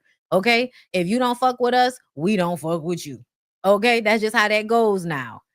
But people still like Shannon Sharpe, even though they knew the type of black man that he was. This is still extremely worse on his career. Y'all, it doesn't make any sense that he would have all of this shit coming out. I know y'all have watched Scandal. We all have. And you think that somebody will put out the sex tape, not even a sex tape, the live. You think he would accidentally go live, Mama Shield and all of that to prove he fucking a woman. And then you think he would then have this situation come out as a ploy to make him seem straight. I promise y'all, in Hollywood, for real, it's not really that serious. It's only that serious to men that are really like to me, that are gay and are trying to fight the urge. And I feel like a lot of men are like that. I think, I know y'all gonna be mad at me for saying this, but I think it's not that y'all are so grossed out by another man, because y'all dick ride for other men very easily. Y'all come to the defense of other men very easily. The problem is, I think y'all don't want to get anywhere close to no gay shit because you know how it is so, you know, against the societal norms at this point. So that's not something that Black people accept. It's something that will have you being ostracized, being harmed, being looked at less than. People turn their nose up at you. You will be shunned if you are a Black man and you go both ways or you're gay. That's how a lot of people think. I really think the issue with men like Shannon and men like Terrence Howard, thank you, Diva, we're going to get to that. But you really don't want to get close to it because you know you're going to like it. It reminds me of my cousin. Okay, shout out to my cousin who is a career drug dealer. Don't worry, y'all. He's in prison. Okay, I don't say that out of funny or anything. Just saying, nobody think that, we over here. No, okay, the man is in and out of jail like, he got a work release. So say in and out, whatever. But he told me a long time ago, he said, don't try it because you're going to like it. Everything outside of, smoke, he said, don't try it because you're going to like it. Ever since he gave me that advice when I was like 19, 20. I never forget it. I held it close to the vest. Okay? Because there are some things you trust my cousin on. Beating ass, selling drugs, street shit. That nigga, the street life, that's him. You trust him on that. You trust his knowledge on that. Okay? That's his expertise. So I trusted it. And I'm glad that I did. Because I do feel like if you try it, you probably gonna like it. I have an addictive personality. I'm glad there are so many things I have not tried. But that's how I feel about most men. Most of y'all, I really think that y'all like other men so much. The only other part of it is the sexual part.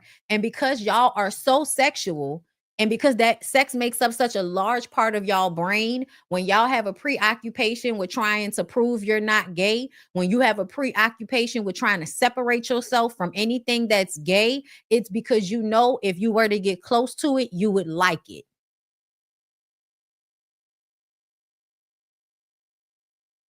Sorry.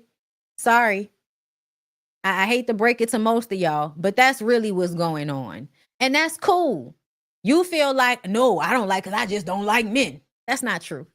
A lot of y'all like men more than y'all like women. And we can tell, just like, oh boy is so happy that a man got over on a woman. He don't know the scenario. He don't give a fuck. On a general basis, he loves to see men get over on women. And I bet he claims he's sexually attracted to women. You like men. And the only thing that is stopping you from sexually exploring your love of men is our society telling you that it's wrong. I hate to break it to you. If our society did not impress upon you that everybody is straight and gay is just some anomaly that happens here or there, instead of recognizing it like sexuality is fully a spectrum for every single person, and that the line on the spectrum can move depending on what's going on with the person. Okay? Don't be mad at me for telling the truth to y'all. That's why when y'all go to jail, so many of y'all don't mind getting y'all dick sucked by other men. And I'm not saying this because I think I think it's a bad thing. I really think we as women, and we need to get out of conditioning ourselves to see gay men, bisexual men as something that's not, oh, we can't. Get your head out of that a little bit. Just back up away from it. Just a little bit, y'all. Just a little bit. Because at the end of the day, every man is not a prospect for you. And women really be out here moving like every nigga is a prospect. So if a man is gay, you're upset about it because now you can't have him. Stop being weird, bitch. You might not have been able to have him anyway. Stop being so weird. I'm going to let Bill Bellamy finish and then we're going to move on to Terrence ass. You mess up the bag. I'm telling you right now, white girls can't even say nothing to me. I was at the dog party. This white said, "Oh, nice dog." I took my dog and ran. I wasn't even trying. I'm like Jonathan Major. What about the age difference? Because he was 54 when he met us. She was 19. Thank God. Thank God she was 19. It's too far. See, I got a young daughter, so I can't even process. How old is your daughter? My daughter's 21. So I'm thinking what I'm saying? I'm thinking like my daughter, I'm me and Shannon in the alleyway scrapping. I can't wear that, you know. But you know what I'm saying? These cats, I don't know. Athletes are different. No, they not. Athletes are not different. They're just like a small percentage of how a lot of men think. And because they have the money and the power to get what they want, they can get what they want, which is these younger girls. A lot of these niggas on podcasts that's making less than $50,000 a year at their regular job are telling y'all how much they like women 25 to 18 because that's the age range that she's mentally moldable. Because once she get to 25, all of that shit is over. Now the brain is fully formed. The frontal lobe has joined in completion. And now she is starting to see things clear. Okay? Now she's starting to pay attention to things that were confusing her before. Now her emotions, she might be able to control her emotions a little bit more than she could when she was in her 20s. If I'm remembering how I felt, insecurity and fear plagues you in those early years. And then at some point, you just really start to get a hold on it, an understanding. Start being like, yeah, this shit, yeah, you know. And this is, thank you, Erica, him talking about, oh, I don't know, thank God that was legal. But if it was my daughter, I would beat his ass. That's some bro code shit. And I really want y'all to stop missing this part because y'all really think like, oh, if only Shannon would have just went and found some older woman. Please, please stop thinking that this man is actually controlling himself in these scenarios. Like, stop thinking that he would just go and be with a woman his age and enjoy that the same. No, because something's wrong with him. Y'all don't want to admit that something is wrong with a man or a woman, whichever, who is grown over the age of 25. Matter of fact, I'm gonna be more specific. 50 fucking years old dating a 19-year-old. I'm sorry, y'all. It seems to me that most of the time it's gonna be wrong no matter whether it's a man or a woman. No matter whether it's a man or a woman. If you are intentionally seeking out somebody with teen in their age, when you are in your fucking 50s, as if there are not so many men between the ages of 25 and 30 that are young enough to fuck, that still have stamina. As if there aren't women 25 to 30 that still look like they did when they was 19. But that's not what it's about. It's about people that specifically seek out somebody that they can control. This is intentional. This is what they want to do. They're not just a guy dating. That's not what's happening. Y'all, I told y'all I met a girl who I thought was so cute, got her number, started talking to her, was like, wait a minute, how old are you? Old enough, because she knew she was too young for me. Off looks, I didn't know. But once I started talking, you too young for me. As soon as I started talking to her, you too young for me. Never in my life had I talked to somebody that young before. I was like, you too young for me. I can't even fuck with that. That's weird to me. Ew. Like once I understood what was going on. So for me, as a 36-year-old, almost 37, that has actually been in situations talking to 23-year-olds and realizing that's too fucking young. You talking to a 19-year-old is absolutely giving you get off on the control factor, which means this is not about a relationship. This is not about love. It's about control. And I think y'all love to keep this cloud over women's heads where y'all are trying to convince the women that most of y'all are really like in love with the women that y'all are with. Instead of you recognize that you get them to love you so that they will do all of these things for you. Like, I think y'all don't want to be real about that. Bill Bellamy doesn't want to be real about that. Keep the lie alive. Be honest, I think it's a difference with these type of guys. Like they get attracted to certain things that are different. Like why do like most football players like strip clubs? I don't know. They just like that. I mean, when I did Any Given Sunday, that's what we was in strip club. Come on, dog, let's go see the girl, man. Real talk, man. Blow off some thing, drink a little bit. Because they're around niggas all the time. Because they're around brute niggas all the time. And that's exhausting even for men. Men don't like really being around buku niggas all the time. That's why they like having a woman at home and they can go home to that woman and then they can be whoever they are without the stress of other men watching them. They don't have the same pressure from women that they get from men, if we really being real. Get back to the hotel. You saw one this weekend in the strip club. Two. Football players love strip clubs for Is it whatever because of their industry takes so much like aggression and like so they like I don't know what it is, man. They want to see softness. They want to see femininity. They want to see something beautiful. They want to see the opposite of what they're inundated in. And like actual football players that are like, playing and all of that, their lives are so heavily managed by being around all men that when they go around women, they want to use women as tools, as something to release what they have to hold together when they're around other men. They love other men, but they can't fully be themselves in the same way. The vulnerability and all of that, the truth, and they can't be that with other niggas, because niggas gonna clown you, make fun of you. They gonna be violent towards you. They gonna think they can punk you now. So most men, they leave those vulnerable crybaby ass moments for women, because women are gonna perceive it as love and safety, when really he's just using you as a counselor to get his emotions out so he can go back to doing whatever the fuck he want to do. But you think it's about love. So then you apply loyalty and all of this extra shit onto it that he's not gonna apply to you. He gonna cheat on you and dog you out. I just think that it's a fantasy. You know what I mean? And I think once the fantasy is sort of sparked, like that's the kind of women they're attracted to. Like, I don't know why, Shannon Sharpe would have to get a girl from OnlyFans. I mean, that seemed real thirsty. That's crazy. Yeah. That's crazy. Like, you couldn't just get a regular fan. You gotta get an OnlyFans. No, for real. That mean you a subscriber. Like, you subscribing, you rich. Like somebody who came to your show. And this is how the player, because Bill Bellamy was a player, y'all.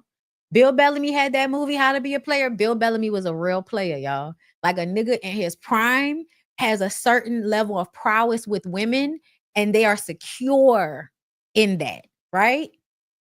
Older player niggas now that didn't like fuck many bitches, fine, like they didn't fuck so many beautiful women in their life that they just tired of fucking them, and now they just want to be with the one woman.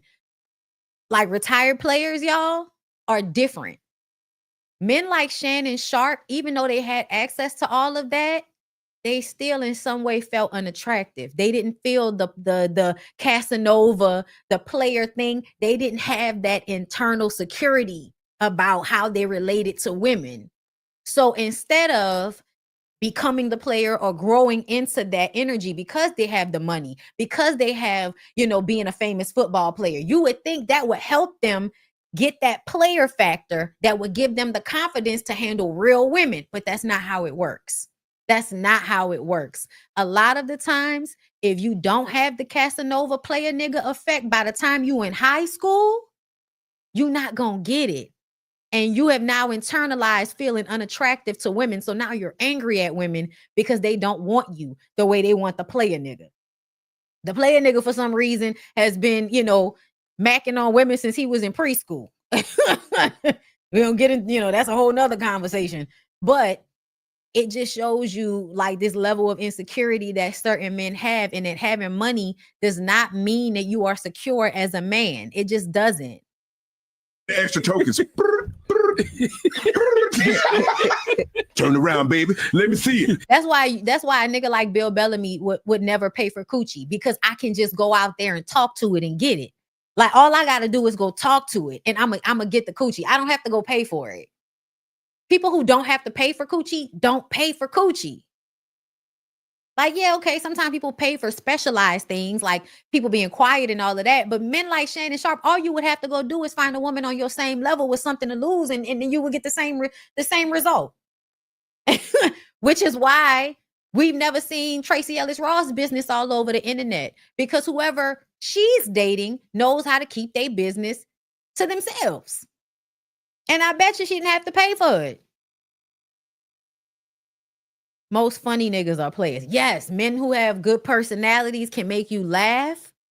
The men who have figured that shit out, those are your players. Those are the men that are not going to be trying to fuck with some child, because they don't feel like they need to be with a child in order to get what they want. They can manipulate a grown ass woman out her coochie. Okay? Like, I ain't gotta deal with no child. I ain't gonna go give me a grown woman. Do you hear me? So that's how you know, like, niggas like Shannon are goofy, lame niggas, but because they got muscles and money, you think that they something other than what they really are. So let's go to Terrence. Well, where's Terrence? Let me see. Did I not save Terrence? I thought I saved Terrence saying dumb shit. Cause y'all know he always somewhere saying some shit that y'all think smart, but it's really dumb. Hold up, y'all. We're gonna take a quick break. Can y'all please do me a favor and send me money? Thank you. The group of people believe.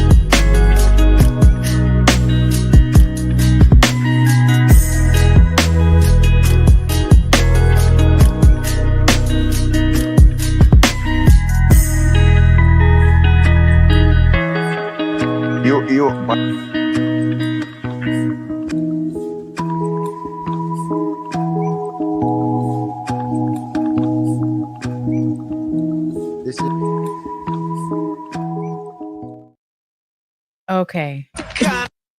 Yo, why can't I find it anywhere? Like, what, Diva, where was that clip you was listening to at?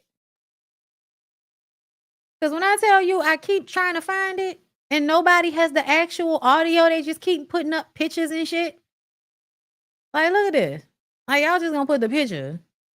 Where's the damn... I just had conversations with Lee Okay, I'm gonna let this play. I'll be right back, y'all. Daniels about playing Marvin Gaye, and I was like being faithful to Lee Daniels because I had given my word as a man, I'm going to do this with you. You would have been perfect as Marvin Gaye, and that is a story that needs to I be will told. let you know what happened with that. I was over at Quincy Jones' house. I'm asking Quincy, I'm hearing rumors that Marvin was gay. And I'm like, was he gay? And Quincy's like, yes. They would have wanted to do that, and I wouldn't have been able to do that. Well, you mean you couldn't kiss a guy on screen in a movie? Yeah. No, because I don't fake it. I would cut my lips off. I got a lot of thoughts about this. What? Number one, I don't care that he doesn't want to kiss a man. He has the right to not want to do that. Like, that's his values. That's true. That's his boundaries. You know what I mean? If he feels like if he doesn't want to do that for a role, he has every right to feel like that. And that don't make him homophobic or prejudiced towards gay people. He said he was not. I just had conversations with Lee Daniels about playing Marvin Gaye, and I was like being faithful to Lee Daniels because I. Okay. All right. So I missed some of it, but I know he was saying he didn't want to do it because Marvin was gay, right? You by the way, you are like this generation's Billy D. Williams. I told you that once at a party. I said you should play his son in a movie. I was with Kid from Kid and Play. Yeah. Do you remember that? Yeah, I'm like, and I said, I don't know. We were high. And we were high because this whole time I've been waiting to fucking meet you. No, but we did. I figured that. It's always neighborhood talk, girl. I don't know why. What the fuck? The biggest mistake, the problem with that's a story. I'm sorry to be the studio head who says that. But y'all heard it, right? Y'all heard it. This is what was playing, right? So he didn't want to play Marvin Gaye because Marvin Gaye was gay. Now, I just recently read Marvin Gaye's wife's book. All right. His second wife. I read her book. And she spoke a lot about their abusive cycle, their relationship, also about how his dad was a cross-dresser. So his dad basically would walk around in women's wigs and makeup, and he would be dressing like a woman basically, but he was abusive to the mom. And then he would have women just coming into their house to have sex with him. Like the mama and everybody would be in a house, and women would just be coming in and out of the house, and he was having sex with these women, but then also dressing in women's clothes and wearing wigs and shit. So Marvin grew up being very angry with his father for being weird and wearing women's clothes and wigs and shit, but also for being extremely abusive to the mother. So just plainly, to me, this is a man that would rather be with men or even explore that, but because he lives in a society that he cannot do that, he decides instead to abuse the family that he has. And then he consistently was abusive towards Marvin because Marvin had a softer personality. So it was almost like, I can see the softness that I had in you, and I'm going to beat it out of you. That was the mentality. So you're a man that is gay and has a level of softness. At some point, I'm sure that was beat out of you. You're an older Black man. You decide to continue to oppress that side of yourself and use women and use your wife and beat her and then beat your kids, all as a response because you can't be who you really are, and it angers and depresses and upsets you. A lot of this shit is people being oppressive to themselves because the system tells you you have to be this way, right? You have to be you have to be James Evans, bitch. You have to, if you're a Black man, you gotta be James Evans. But the truth of the matter is, some of y'all niggas like men. Some of y'all really want to be with men, and you are angry that you can't be. So you get these families and you abuse them because you're angry that you have to have this family. I have to put up this front instead of being able to do what I want to do. But I'm going to do what I want to do in another way, and it's going to cause abuse to my kids and my wife, and I'll get off on that too. Yeah, Marvin's dad was really fucked up, right? So Marvin then has a drug habit. And at first he's in a relationship with an older woman. And then he gets into a relationship with a teenager who was already a fan of his, enamored by him, gets into this relationship with her, has children with her, marries her, gets her caught up on drugs, has the push and pull thing going back and forth with her while having all of his other situations going on. She never talked about him having sex with another man in the book, but you know what she did talk about? How often he was so obsessed with the men who were his counterparts, like Frankie Beverly and Teddy Pendergrass. Those were his like comparisons back in the day, and his real competition. So he would obsessively compare himself to these people to the point that he basically would push his wife on those men. There were 2 instances where it was almost like he set his woman up to fuck Frankie Beverly. And then when she had the relationship with Frankie Beverly that he kind of forced, meaning that it was a situation where Frankie Beverly was coming in town and Marvin is like, you go pick Frankie up from the airport. And then Marvin disappears, giving her the opportunity to do whatever with Frankie. It happens after a while because he had tried it a few times, arguing, I know you want him. I know you want him. And now I'm starting to realize what that's about is a lot of the times men live through women. They start to figure out all these different ways they can use women. And much like Diddy, you use the woman to act out your homoerotic fantasies.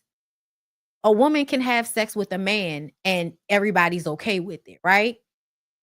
You really want to have sex with that man, but that's not acceptable. So you create this. I'm telling y'all, the human brain is weird as fuck. Instead of just being what you are, you oppress yourself, and then you do all of these weird, manipulative, controlling, fucked up things in order to deal with what you're trying to conceal and oppress and suppress within yourself. Now you got your wife fucking men that you want to fuck. Same thing as Diddy setting Cassie up to have sex with all of those different men and watching it and telling her what to do because he wants to be the woman in a situation. He wants to have sex with those men, but that's not acceptable. So instead, I overpower a woman and get her to have sex with the men, and then I watch and get my gratification from it. I get to live through her while she's having sex with these men. That's really what it's about, right? Marvin Gaye was a very interesting person, and I don't think that this nigga should play him at all. To be very clear, I'm glad that your homophobia made you turn down that role, because that role needs to be for a new actor. That role needs to be for somebody that we haven't really seen yet. Somebody that can really like become that character, become Marvin Gaye and do that role justice, because he was a fully nuanced human being. In one part, you have this music that is so futuristic and smart and emotionally intelligent and just so progressive and ahead of its time. But you also have a man that is abusive, controlling, a drug addict, and suppressing his sexuality in some ways in the process. Right? That's a robust character to play. And the reason why his father killed him, we have to deal with the fact it wasn't about Marvin's drug addiction. That wasn't why he got killed. He got killed because him and his daddy were always warring with each other because of who the father was and how he abused Marvin and Marvin's mother because of who he was. And also the embarrassment of who the father was. There's so much layers to that, and to make that story seem like it was just about Marvin's drug habit, it's missing so much. It's missing so much of the story. And I think when we ignore people's queerness, people's gayness in their stories because we want to project straightness onto the masses, we are really imprisoning everybody. Y'all think that it's an agenda to make people gay. Really, it's an agenda to make everybody stay straight. That's what the Scotty Bowers book that me and the diva were talking about. She talked about the documentary. I watched the documentary that led me to the book, Full Service. The book is called Full Service. And it's a man who basically lived in Hollywood and started out at a gas station being a prostitute. He was a man that came from being in the military. When a lot of the men got out of military, they didn't have jobs, but people would pay to fuck. People with men and women would pay for a hand job here, head there, that type of thing. And so he becomes this Hollywood insider that gets your Rock Hudsons and all of these famous men who y'all think are these pentagons of straightness and stoicism and male, masculinity. Y'all think these men are these, big examples of that. These men were all bisexual or gay for the most part. They're artists, they're creatives, they're performing something. It's not real. The realness is most people are sexually fluid. Most people are attracted to both. But because we live in a society that tells you, no, you have to be this way, everybody just adopts it. And then, you have like that cognitive dissonance thing where you're angry if somebody tells you the opposite of what you believe to be true. Especially when you add that to how y'all have kind of added the religion shit into it and all of that. Right? But the Scotty Bowers situation, the way niggas act when they go to jail, the way men defend other men no matter what, it should let you know that most of them will fuck a man if it was acceptable to do so. Most of them would. I believe so. And I don't think there's anything wrong with that. I don't think there's anything wrong with that. If you want to fuck a man so bad as a woman, if you find a man so attractive as a woman, I really don't understand why you can't see how men can find men attractive. As a bisexual woman, I think I have a clearer picture. So yeah, I can see why you would like a woman for certain things, why you would like a man for certain things. Like it's not hard, to ponder. When you're watching porn, you're watching a man and a woman. But we're going to act like you're only attracted to the woman while you're watching the two people have sex. Or you're only attracted to the man when you're watching the two people have sex. Or are you not just turned on by the whole picture of the two human beings having sex? But no, that's much more interesting. And Marvin Gaye was like, you would have been perfect as Marvin. Story of what I had Well, to I can let understand. I can understand it. I'm just not This nigga is pretty in a poncho trying to prove his maleness to a white man that feels like it's not even that fucking serious. of it. I mean, I could certainly understand men attracted to men. I mean, homosexuality is in nature. You know, animals. There are many animals. Yeah, the bonobo, the What? bonobo monkeys, they practice it. Well, practice it.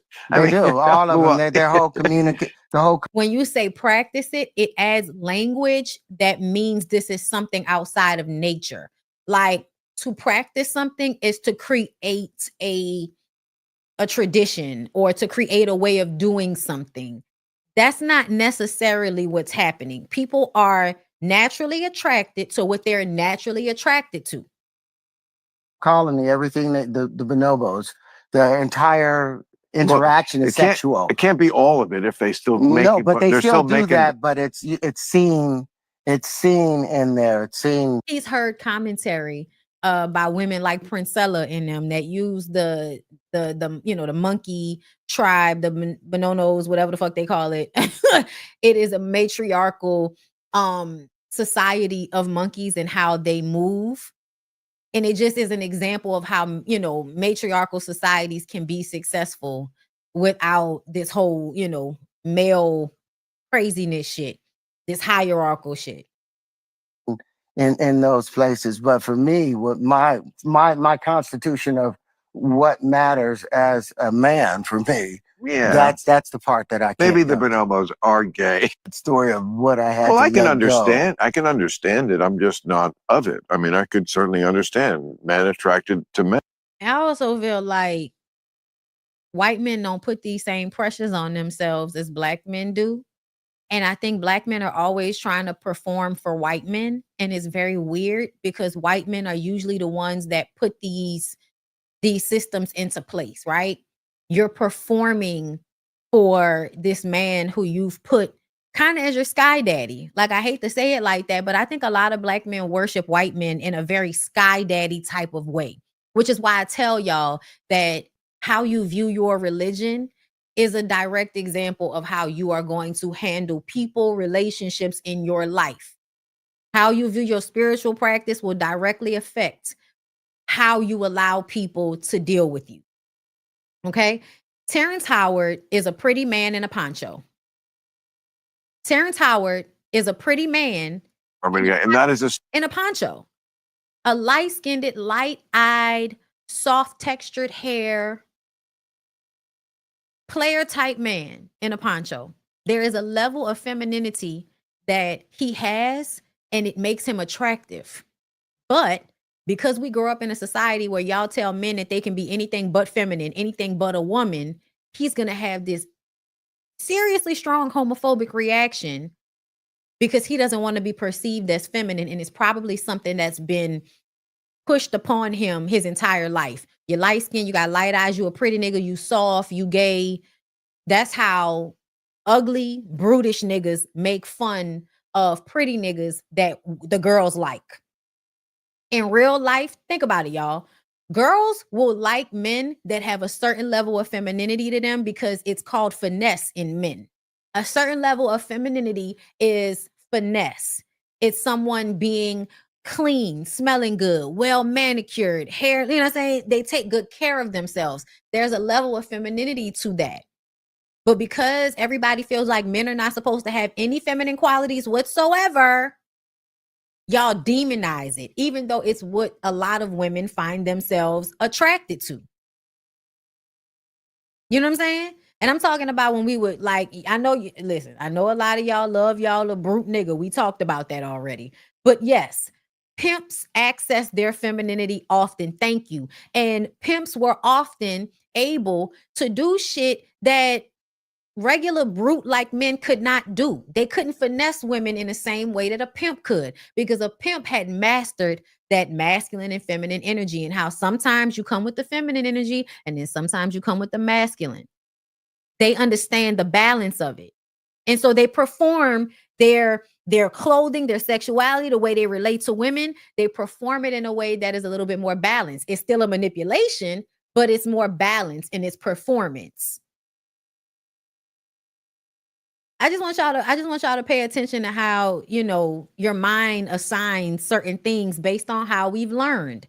No, we shouldn't align light eyes and light skin to feminine traits, but we live in a system of racism and patriarchy.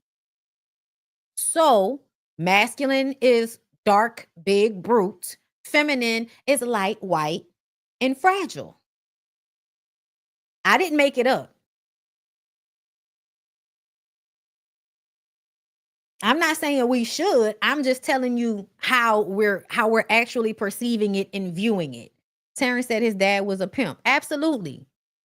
Absolutely. You ain't gotta listen. You know it's hard out here for a pimp. Femininity is familiar and easily recognized as being manipulative. Pimps, yes. That's why men hate women so much, because they feel like women are using their femininity and their sexual prowess to manipulate men that are being controlled by their dicks. But Terrence is giving me, you need to just go somewhere where nobody can find you and do whatever it is you need to do and get over it. I don't want you to play Marvin Gaye. Okay, just to be clear, I don't want you to play Marvin Gaye. I don't care that you do. But the way he is constantly talking about his sexuality as it pertains to his manhood tells me that he's attaching those two things to one another in his mind. And that tells me it's because he feels like the other thing means he's not a man. If I'm attracted to another man, if I was into another man, that would make me less of a man. That's not true. It's not true. It's a fallacy. It's an illusion. It's a lie. But that's how our society thinks. So to me, if that's something that you are constantly warring with yourself about, I'm a man, I'm a man, I'm a man, you're not going to take my manhood. It's because on some level you are fighting within yourself the feeling of probably being attracted to men or thinking about fucking men. Anything that y'all obsess about is usually what is going on in your head all the time, the thing you're the most mad about. Attractive men will have that thin mustache, thin chin hairline, Johnny Depp, Chris Brown, and now Kevin Gates. And y'all see how feminine Kevin Gates be looking sometimes. He has to be. That's what I'm saying. A lot of these men that do have these soft or and that's not a bad thing. They have somewhat feminine traits. They then have to add the toxic masculinity in there to make up for the moments that they are feminine in some way. Like that's why they're toxic. That's why they feel like they got to beat your ass after they finish pimp talking you into giving, doing whatever they want you to do. It's because they themselves are not okay with who they are. So they have to fix it, right? I'm going to be feminine, but then I'm going to beat your ass so you can know I'm really a man, because violence means I'm a man. I'm just saying. Prince is another example of the feminine being inviting and sexual. And I know we're not in this time anymore, but when we were in this time, the women were obsessed. And the men. Well into the 2000s, it was a joke about how Prince, all he had to do was stare at people and they would just get so enthralled. Child, listen. Michael Ealy doesn't show up like that. Like what? Like what? Like what? Feminine? He absolutely shows up as pretty. Right? Men like that, I feel like, learn how to be soft with how they handle women. There's a level. I think y'all don't understand that men are supposed to have masculine and feminine traits. Men are supposed to be able to balance out masculine and feminine energy. Literally, a man and a woman make them, and they come out of a woman's vagina. And if they did not grow the appendage, they start out as female. All men start out as female in utero. So to act as if men should not have any feminine qualities whatsoever, if not, that means, they're gay. That's stupid. But that's the world we live in. But Michael Ealy shows up as beautiful, light eyes, okay, staring at you all attractive like. Do you know how many men don't know how to stare you down in a way that's alluring and not creepy? Michael Ealy has a feminine quality about him. It's in his beauty. It's in the way he comes off as gentle. Let me exchange the words. Soft and gentle mean the same thing. But if I say gentle, you don't see it as feminine. Not necessarily, because what is a gentle man? That's still a level of femininity that makes somebody attractive to you. Because masculinity is, by itself, too much of it is toxic. Just like too much femininity can be seen as toxic. You see what I'm saying? There needs to be a balance. And yeah, we don't know Michael as a person, but just talking about his style, he does, there are feminine qualities about him that make him attractive. Just as there are feminine qualities about Terrence that make him attractive. You see what I'm saying?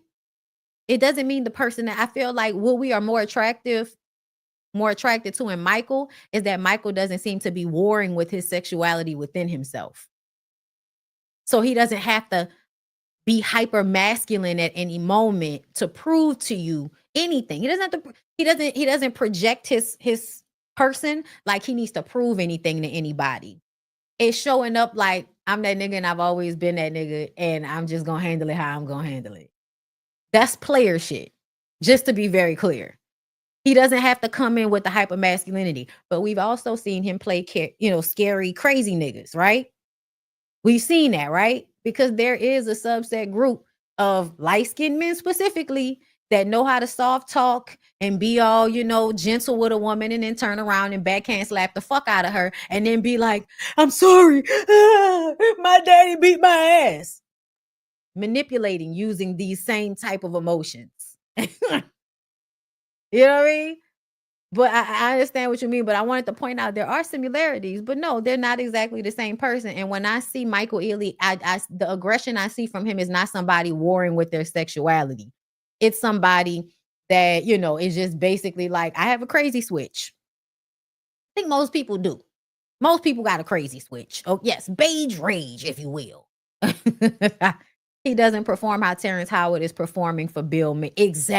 Exactly. Whenever to me, that is the thing that is most attractive about Michael Ealy. It is the way he seems calm in his person, very comfortable in who he is. That is attractive, y'all. And it's such a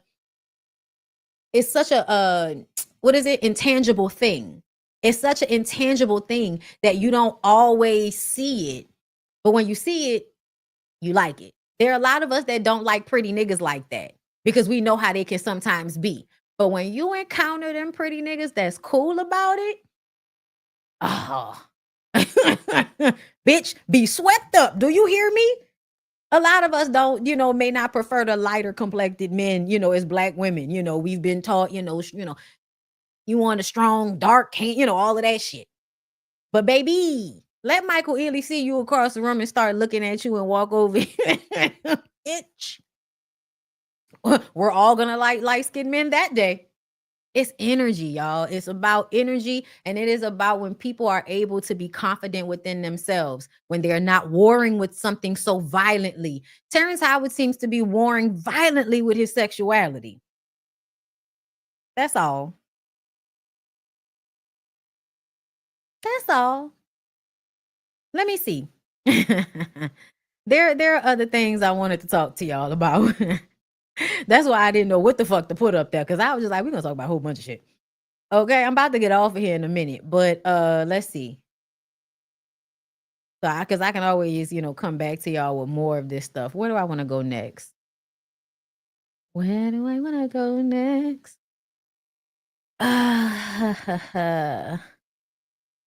Okay. Let's end here. Okay. So I just want y'all know we was talking about Shannon Sharpe. Peter Gunz gave us his perspective, and then we're gonna go listen to his baby mama talk about something completely different. And I hope I can tie it together for y'all. But y'all know these two people fucked and had a child. They was on Love and Hip Hop. Okay. Somebody say, yo, Gunz, worry about your child support. Never been on child support. 10 kids, 6 baby mothers. Gotta know how to pick them, baby. They know when you up, you give the shirt off your back. When you down, they understand. Not a bitch that's gonna go, you know what, Your Honor, I want him locked up because he ain't do. Yeah, I don't have that. Great mothers, great women. I was fortunate. Right, because that's the sign of a great woman. One that won't make you pay child support. One that won't make you be responsible for your children financially, but one that will do it all on her own and just accept whenever you can give her something, and otherwise don't bother you because she knows she's not really gonna get it from you. Right? Just throwing her hands up. You know what I'm saying? Everybody ain't that lucky. However, I know how to pick them, baby. Somebody say, yo, Gunz, worry about your child support. 20 years of age, I wouldn't. And I might be, I think, a year or two younger than Shannon Sharpe. I'm not sure. I'm an old nigga, so I couldn't do it. However, I'm not going to even state my opinion on that. Other than that, sounds a little money grabbish to me, you know. But when I say that, I get blasted for saying that. But Because you're saying it because you're a broke nigga. As if this is the thing that aggravates me so much. Peter didn't spend most of his life pimping and manipulating women by using his dick and coercing women into situations. Basically, if you go watch Love and Hip Hop, you'll see it. Right? Dirty Feet Pete is definitely just giving good dick and empty promises, right? But that's how he was able to retain for so long. And he the type of nigga, there are men out there that when they have it, they'll give it to you, right? They'll show love, but they're not consistent. And they don't want to be consistent. They want to rely on you to be the consistent parent, to be the stable parent, while they just do whatever the fuck they want to do and show up however they want to show up, whenever they want to show up. Right? So he's talking about how the Shannon Sharpe situation is a money grab. Even though you know how niggas manipulate grown ass women, and you don't think that he was manipulating a 19-year-old? Okay. But y'all see a lot of these older niggas are letting y'all know that the only reason that they don't fuck with younger women or white women is because they know that they will get caught up. They've seen too many times how it ends up in the nigga not really getting over on the woman. The men are always going to give you the advice that is going to best serve you getting over on somebody. Which is why they keep saying he should have just went got him some nice black church lady to rub feet and suck dick all day. Okay? But yes, creep squad. Now, that's Peter talking about how all of the women are great because they don't ask anything of him. But then his baby mama is on the internet telling y'all, asking for help because it seems as if she's dealing with her child by herself. The daughter she's talking about is Peter's child. All of her children are by Peter. So this is a woman coming to the internet because she needs help with her daughter.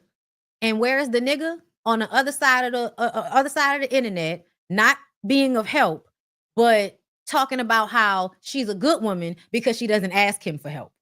So my daughter just recently started skipping school, like refusing to get up in the morning to go to school. She's 10, she's in 5th grade, and she just won't get up. And I know one thing I'm not going to do is fight in the morning, fight with my kids. I'm not going to drag her out of bed. I tell her 4, 5, 6, 7 times, get up and get yourself together, and she just won't do it. So, yeah, I don't. Why blame Peter when these women know what type of dude he was and still decided to steady get pregnant by this man? So, this is the same conversation I just had with Tokyo earlier. Y'all seem to feel like because women are not smart, because women have been socialized to make bad decisions when it comes to men, centering men no matter what, doing whatever for the love of a man through their parents, family, friends, television, music, books. All of the media and what we've seen tells women to center men and think about men above all. The women do that, and then y'all turn around and say, why y'all blaming the man? These women knew what they were getting into. Yeah, the women knew that they were vying for a man, but they probably thought that that's what they should do because that was what they were taught to do. So let's not ignore that fact. But again, why does it make it less wrong for Peter to go around having children with all of these women that he can't take care of? This is once again when y'all have decided because the woman was stupid, it was okay for the man to do what he did. You see what I'm saying? No, Tokyo, I'm not saying you agree with this person, but I'm saying it's the same mind frame of the man is doing something fucked up, something wrong, something irresponsible, all on his own. But we're still going to find a way to say that it's the woman's fault for allowing it. And yeah, a woman has responsibility in her own coochiedom. Absolutely.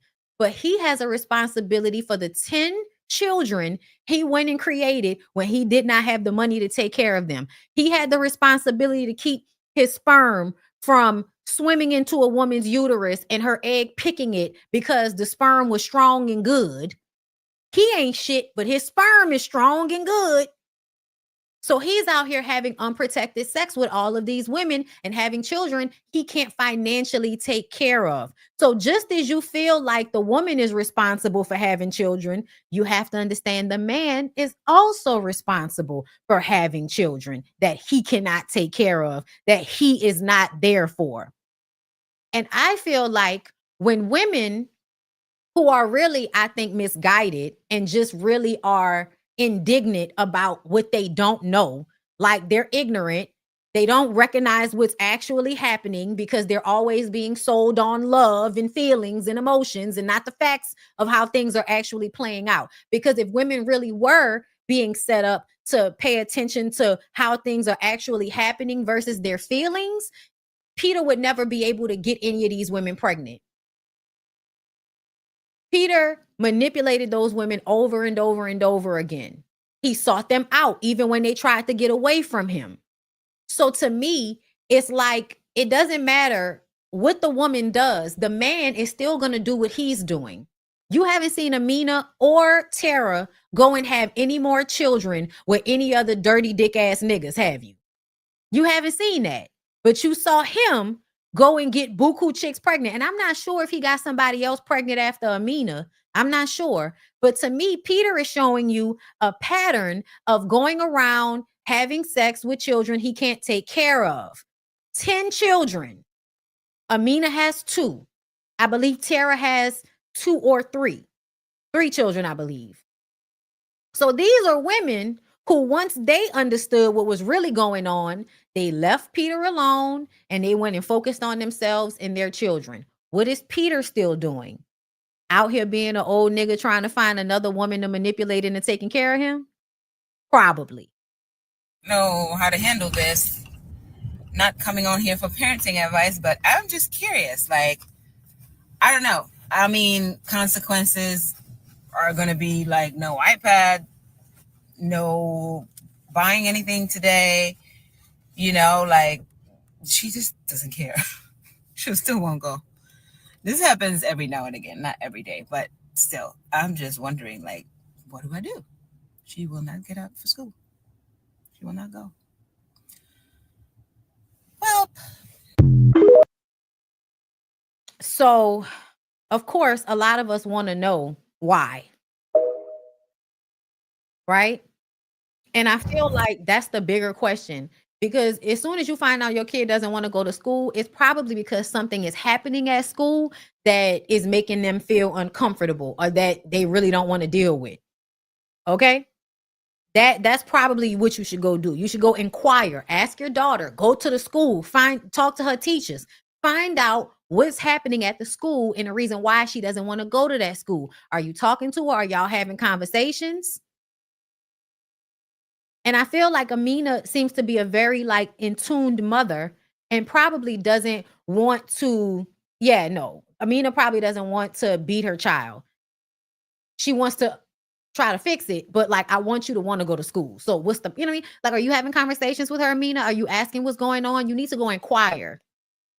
And you also need to let her know the consequences of her not going to school and how you will get put in jail if she keeps missing days of school. Like, a conversation needs to be had. We need to inquire. We need to investigate.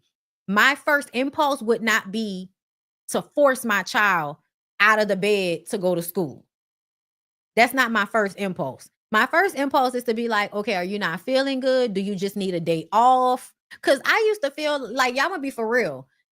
Just like a job, school be too fucking much sometimes. And sometimes I feel like, and this is something my mama used to do all the time, not all the time, but like ever so often. And I used to really appreciate when she would do this. I'm not sick. I just don't feel like going to deal with the microaggressions of older white women talking to me like I'm, stupid or something, or being mean to me as a little black child, because I went to a school with all white teachers, and how you experience that is exhausting. And so there were times when my mom, because my mom is a hairstylist, my mom was off on Mondays and Tuesdays. My dad would go to work. So she would be on some days, she'd be like, you don't want to go, you ain't got to go. We might go to the movies. We might go, to the grocery store and get some of my favorite little shit, come home and watch a movie or something like that. She would give me the day off sometimes just to like spend alone time with me.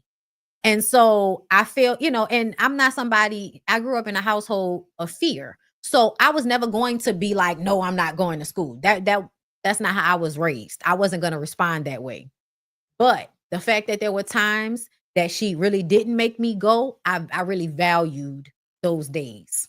I valued that so much. So I do want y'all to peep. She said it happens ever so often. It might be because school is hard. It fucking sucks. Just like a 9-to-5 job. And sometimes you don't want to go to work. Sometimes I don't feel like it. I don't want to deal with that shit today. And I think kids feel the same way. And so there should be a conversation. If something is really going on, you need to explain. Explain to her how this can harm you and her, and how you could possibly get taken away from me if you don't go to school. So how about every now and again, I give you this some shit I feel like the diva would do with her boys. You get 2 days. Every out the month. You get 2 days out the month. if y'all, I don't know how many days you have to go to school, but I would literally have a day out the month where you're not sick and you just don't feel like going, and you have that one time in that month to not go. And I'm gonna just let you not go. You can have a day off. But after that, you need to go to school. You need to be on, doing what you're supposed to be doing. But I do think, because we will always just do what I tell you, you never really inquire on why your children are feeling the way they're feeling. And sometimes you really can talk to them and get, get to the bottom of it. How about, instead of arguing with me every morning about going to school, we pick one day out the month where you don't have to go? Because you have to go to school so I don't go to jail. If I go to jail, you might end up with your daddy. Do you want to end up with, when was the last time you was with Pete? Do you want to be with Pete without me? Okay, then. I think sometimes we feel like I don't have to talk. You know what I'm saying? I don't have to talk to you really should consider it. They have their own feelings and they own, you know what I'm saying? Like, I think it's time for us to start inquiring. Everything doesn't need to be, oh, you not listening, I'm about to beat your ass. Inquire. Because I'm going to tell y'all right now, school was fucking stressful for me. My 8th grade year, the teacher who was always teaching 8th grade decided she didn't want to teach anymore. So all of us was like waiting to get her as a teacher. She left. We had maybe 2 or 3 different teachers in our 8th grade school year, which was really unstable. And it meant that we would be in class sometimes with no real direction. Do y'all, it's very hard for children to keep a balance and keep track of what they're learning if their teachers keep switching out like it was with us, right? It was imbalanced. And then the final teacher that we did get was abusive towards us. Guess who's really good at dealing with angry adults that can be violent at the snap of a finger? Me. So guess who ends up being like somewhat in charge in the 8th grade and being a voice of reason with the rest of the kids, because I know how to stay calm and get what needs to get done when people are acting like that. I got an award at the end of 8th grade because the other teachers had saw how I had a positive effect on the other kids who would just act out when no teachers were around. And I'm like, y'all, let's just get this shit done because this bitch is crazy. Like, we had an 8th grade teacher that would throw her glasses across the room at us, that would just scream. If she heard paper being crumbled up, she would just completely stop the lesson and sit there, scream at us. Like, her energy was very like butch and very aggressive. And because I was used to dealing with that type of energy in my household, I was very good at helping the other kids kind of just like get done what we needed to get done. Was you a teacher's pet?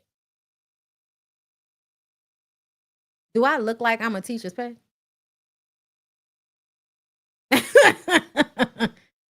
I just said I had a school full of white teachers and I had to deal with microaggressions, and white teachers don't really like smart black girls. No, I was not the teacher's pet.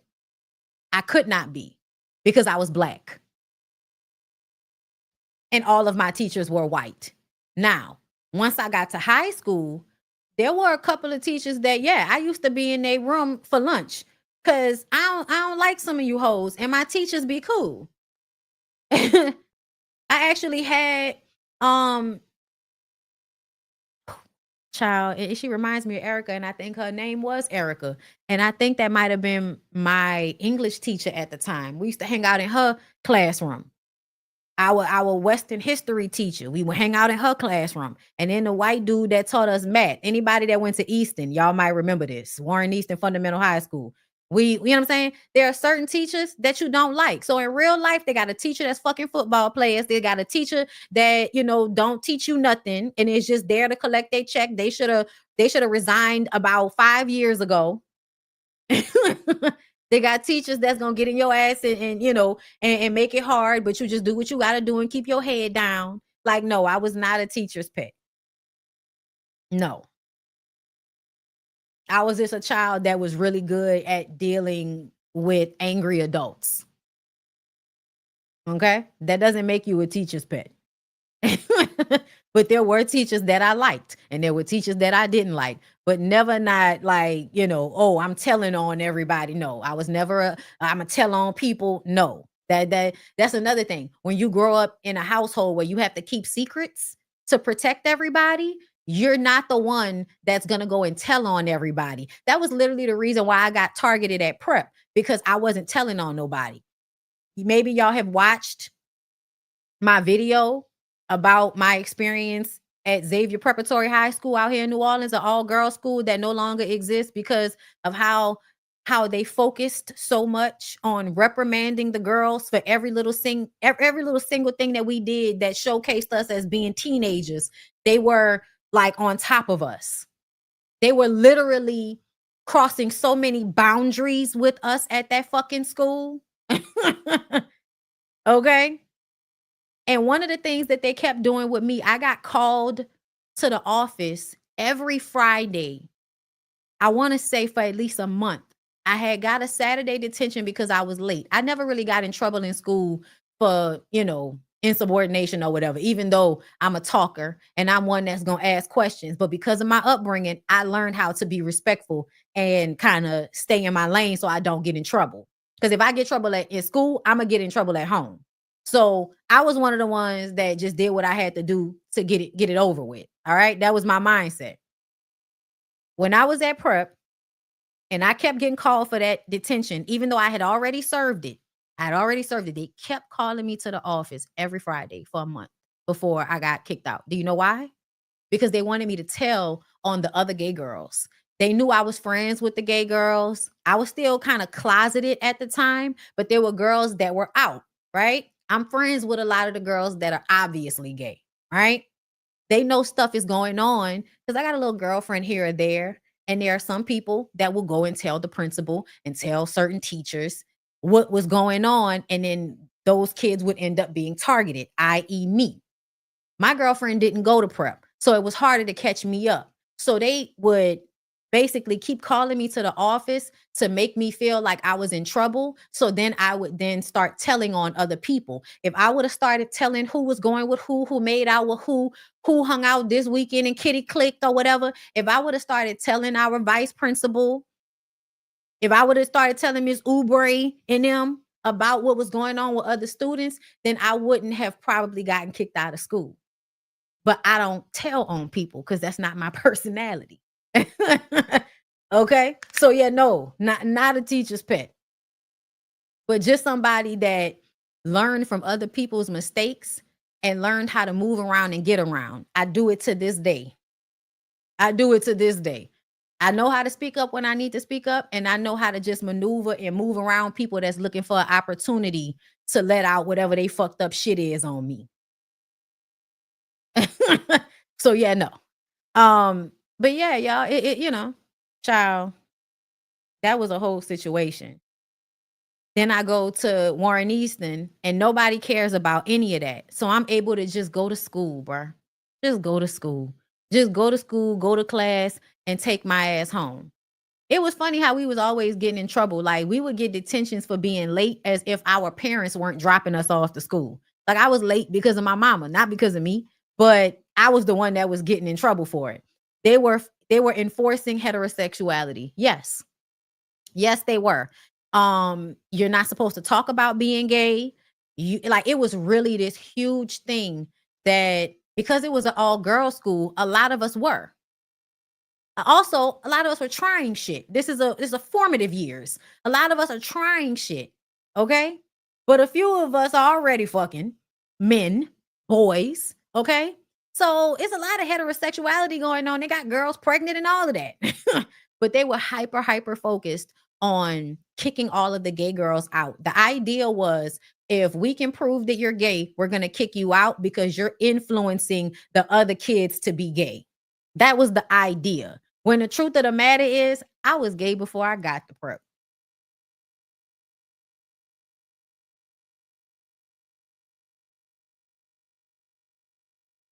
I was gay before I got the prep. I'm just saying, I recognize I like girls in preschool. And it was something I had to be going back and forth with because I knew that it wasn't acceptable. And I like boys too. So it was easier. It was easier. Oh, you get a little boyfriend and they be worrying about that.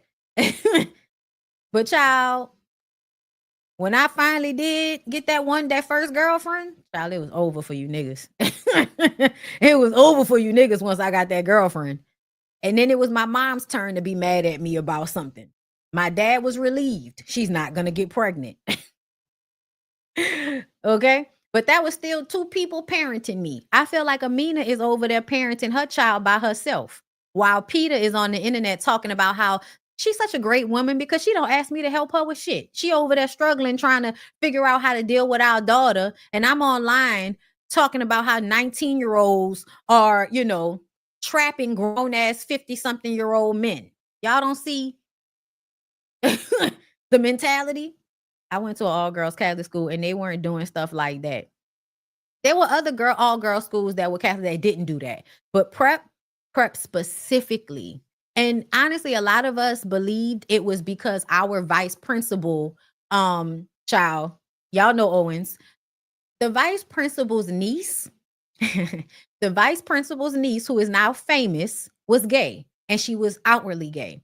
I'll never forget, it was like maybe the first week of school or maybe like the summer, because we used to have like a summer camp at the high school the summer before you started your freshman year. And so we would spend a lot of time at prep once we found out we got in. It was a huge thing to get into prep, right? So once you find out you got in, you get big sisters, and now you're hanging around the seniors and you're getting acclimated to the school before the school year starts. Well, one of the seniors, okay, y'all Punky Johnson, she's a comedian. She was on SNL. Her uncle was the vice principal of the school. And I will never forget her cursing his ass out in the middle of the parking lot of the school because he had constantly been like picking on her about being gay. And that was his niece. And so he was always trying to make an example out of her. And so she cursed his ass out in front of everybody before she quit school. I can't remember what school she went to for her senior year or how that all went down, but I remember her being there, cursing his ass out, us knowing it was because he hated her for being gay and she was gay. And then after that, it was like the whole purpose was to find out who's gay so that we can kick them out of the school. That way they won't make any of the other girls gay. Because what happened was we had some fine ass girls at Listen, there was a group of Jessicas that was fine as fuck. There was a group of Ashleys that was fine as fuck. Child, there was listen. Okay. Anybody that went to prep with me know about the Jessicas and the Ashleys that went to our school. Okay. And the Jessicas and the Ashleys was some of like the most,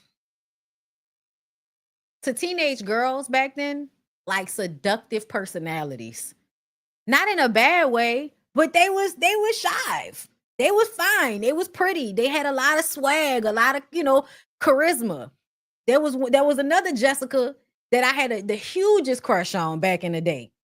Okay? There was an Ashley, had the biggest crush on, child. Okay? And it was just them being them, but they were confident and they were just cool as fuck. So you would get crushes on some of the older girls sometimes. Each other as well, but some of them older girls, I'm not going to say nobody name out this motherfucker. But okay? But the Jessicas and the Ashleys, okay? And they were like mad about that. They were mad about it. So it was like, if we can stump out the girls from being gay, we can stop the younger girls who are coming in from being affected by it. Because there were girls who were straight, but had relationships with girls while they were in high school. Then by the time everybody's 25, you got a baby by a nigga.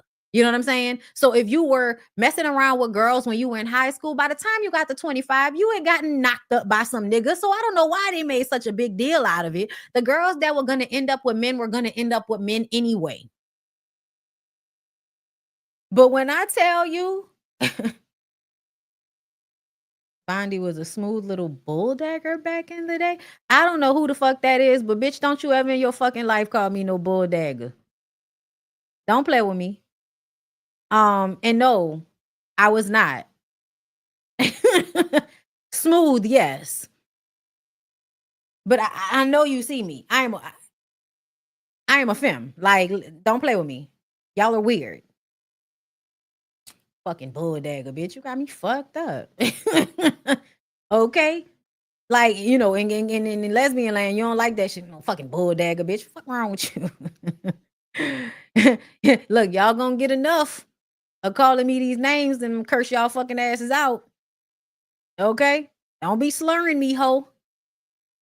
It was a lot of projecting by prep administrators. Absolutely. Because the thing that used to make us so mad, y'all, and I'm about to get off here, but the thing that used to make us so mad was that we knew tea on the administrators. Like, we knew that certain teachers or administrators was cheating on their spouses. But you come to school and y'all are basically like ganging up on teenage girls who are just trying to figure their shit out. Man, I'll never forget being cornered in a motherfucking bathroom by two teachers because they thought something gay was happening and nothing gay was happening, but y'all are cornering me in a bathroom. Like, do y'all see how weird that is? For you to be so worried about people being gay, but you're in fact crossing a boundary and making them feel uncomfortable. If it was two male teachers, that shit would have been perceived totally different. But because it was what I would think about is a nun who probably, was suppressing her homosexuality, if you ask me. A lot of y'all remember that one nun that was still there in 2006. Bitch, you in this short haircut is giving you wanted to be with women before you found Jesus. And then another teacher who I feel like, girl, where was your man? Because you was giving, I'm not that, if I have a man, it's because we've been together since I was younger. But it was given you ain't have no man. But whatever. Oh yeah, there were many lawsuits. That's why it's not a school anymore. That's why it's called Catherine Drexel now. And it's no longer Xavier Preparatory School, because that was literally the era of them kicking people out that were paying $6,000 a year because they were gay, or because they had a little boyfriend outside of the school, or because they had a Black Planet page. Because somebody saw them outside in their uniform, standing on Canal Street, doing something that they felt like a prep girl shouldn't have been doing. Oh yeah, man. It was so, like, we couldn't even, after school, everybody would either, your people would pick you up, or you would be on the bus, or you on a train, right? You catch the bus. While you in your uniform, you have to consistently be aware that people are watching you. If anything happens, you get into a fight, anything, you cannot act out. You can't be a kid because you got that uniform on. So you better remember that people are going to then tell the school who they saw out in the street with the bolero on and what the name on the bolero was. Because at prep, you wear a vest with your name on it. Your first initial, last name. And each year had a different color. So you knew what grade, and you knew the last name of the child wherever they were that was out in the street. And if they did something.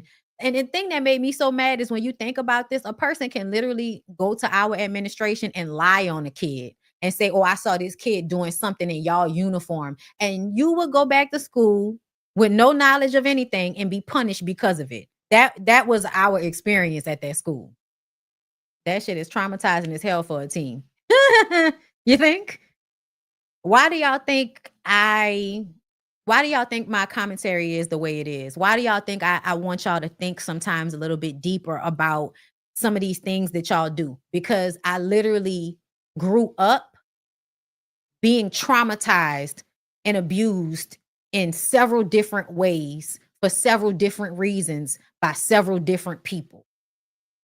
And the thing that was consistent is people knowing what was happening and seeing nothing wrong with it, and the abuse continuing.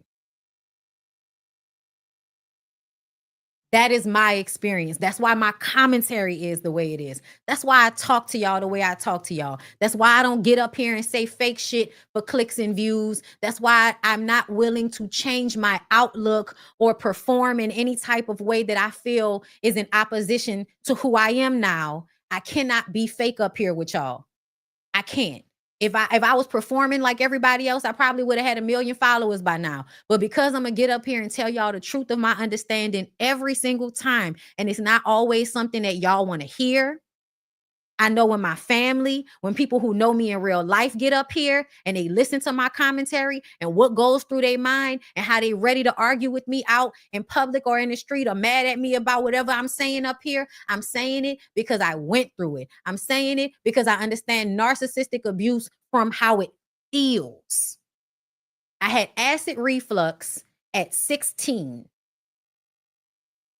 That was a sign of stress.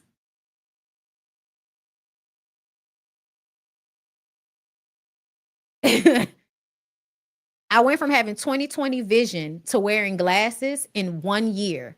And that's because after the prep shit happened and I was still dealing with what I was dealing with in my household, I was extremely stressed the fuck out. And it started to affect my body. It affected my stomach and it affected my sight because I was stressed out. And then Katrina happened. And then I was misplaced. And then I had to go to a school full of white people calling each other nigga when I'm used to growing up in New Orleans with a bunch of black people and white people that know how to live amongst black people. So then I'm dealing with that. And I think I finally get out of it. I go to college. My dad gets sick. Now I have to come back home, but I'm back home by force. And now he's controlling everything again. And so now I got to try to find a way to get from out of his control again. And then he really gets sick. And now he needs me. And now I have to put away all of what was done because I have to be there for you. I have to put my pain to the side for you, and you are my parent. So now I have to parent you. I have to have more emotional intelligence and awareness than my fucking father so that I could be here and sacrifice my happiness, sacrifice myself, what I want, what I need, because you're dying. That is my experience. And then that brought me to working at the news station, which dealing with the microaggressions and the narcissistic abuse that takes place in corporate America. I was primed. I was primed to be your hardest worker, never make the same mistake twice. I'm going to beat myself up before anybody else does. And you're going to use me until I can't take it anymore. So I hate to get deep on y'all, but that's where I'm at with it. And I need for y'all to understand, because I feel like sometimes people really don't understand where I'm coming from and what I've been through. I've had people ask me questions like, damn, you ain't never had your heart. Like, people don't, when you don't walk around carrying all of your pain on your sleeve, people really don't see clearly. They don't see you clearly. They don't.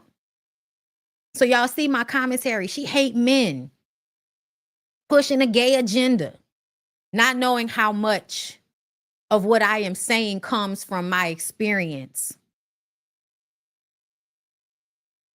and being a victim to some of y'all's problematic mindsets on life. So let me read some of this shit. Y'all, I had a dream. That's where a lot of this came from. After the award show, y'all, I had a dream that was like a fucking movie. And basically, the crux of the dream was me finding out that my dad had a baby on my mom, being angry and hurt, and then still protecting him in the process of that. Mind you, that never happened in real life. But I sometimes have dreams like my dad isn't dead. So it's, it's the weirdest thing. And spiritually, I feel like, those moments, it's almost like I felt closer to him. And whatever was happening in the dream was low-key irrelevant, because it just meant I was closer to him in the dream and I miss him. But the dream was still a representation of how I have consistently been raised and socialized to sacrifice myself for him and for anybody else.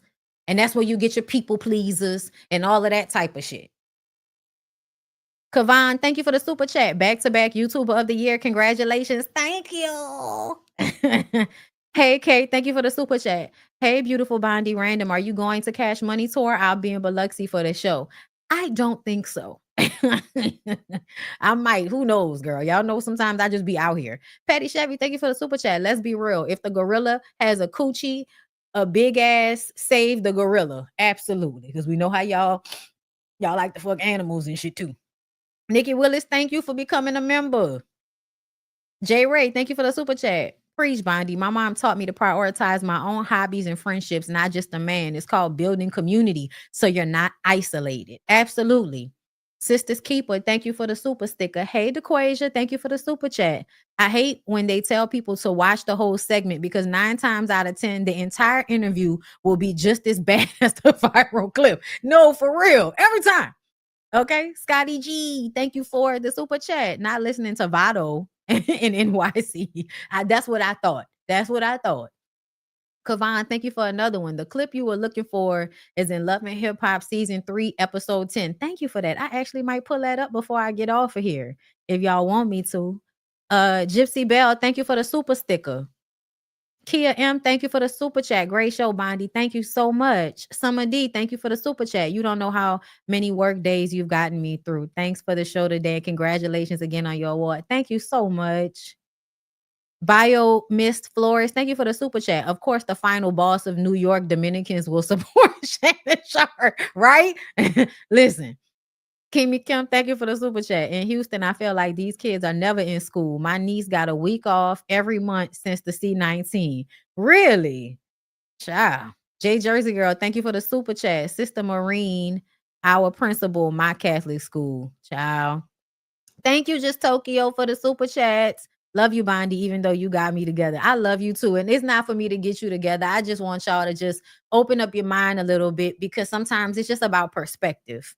Lindsay, thank you so much for the super sticker. Boo, what's going on? M Philosophy, thank you for the super chat. You should be proud of the woman you have become.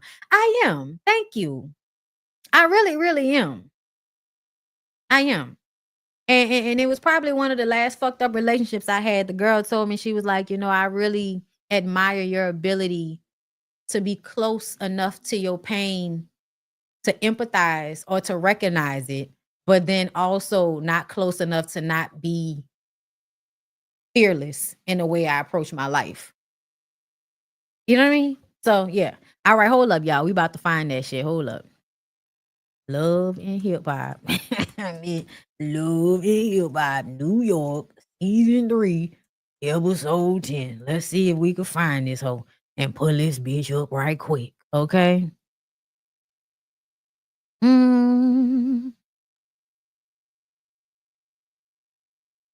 I feel like cause y'all know how it's hard for they be giving you a hard time on what is it, Mr. World Premiere? Yeah.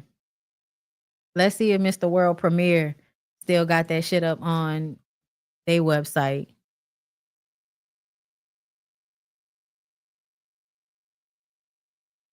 Damn. Hold up. Cause they used to keep all of their shit.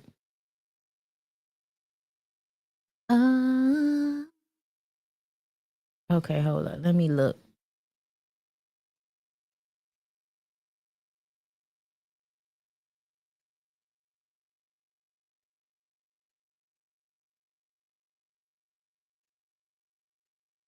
Damn. Look like Mr. World Premiere deleted it off their page at this point because it's been a long time. And I feel like it would be so hard for me to let me see. What am I watching it on? Netflix? Let's see if Netflix will let me do it right quick. Bro, that's why we be needing people to keep keep shit on the internet. God damn it. Hold on. Because I don't remember my password. I don't never remember my goddamn password to nothing. Hold up.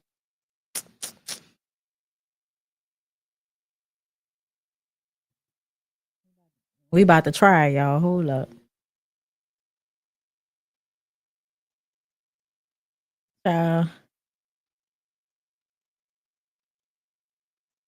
It's too hot, y'all. It's too hot. I hope y'all know that. Like, it's too hot. Trying to decide whether I'm going to the Jazz Fest or not. It's too fucking hot, bro. They were supposed to send me a code. I'm just waiting on this damn code. And then we're gonna see if I can pull this up for y'all. You know what? Fuck it. I'm about to just pull it up on my phone. And then I'm gonna play it over the speaker for y'all, because that way they won't give me a copyright strike.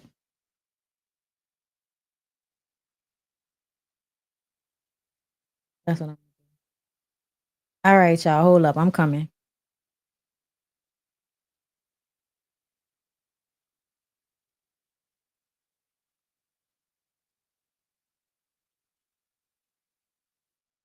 Bro, I hate when it seemed like all of the damn codes. None of my phones is signing in, goddammit. Oh, I wonder if somebody tried to change my password, because y'all know I was just out of time. Okay, hold up.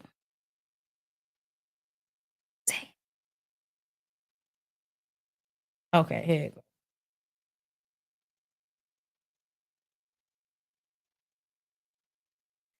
All right, we in this one way, y'all. I wanted to see y'all. Everybody was at Jazz Fest. It's just so fucking hot, y'all. It's so hot, and there's not a lot of shade. Like I don't be wanting to put my body through that damn heat, man.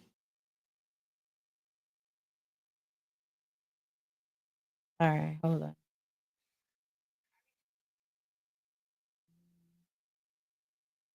Here we go. Stop through, come to holler. You know, check, see what you're doing.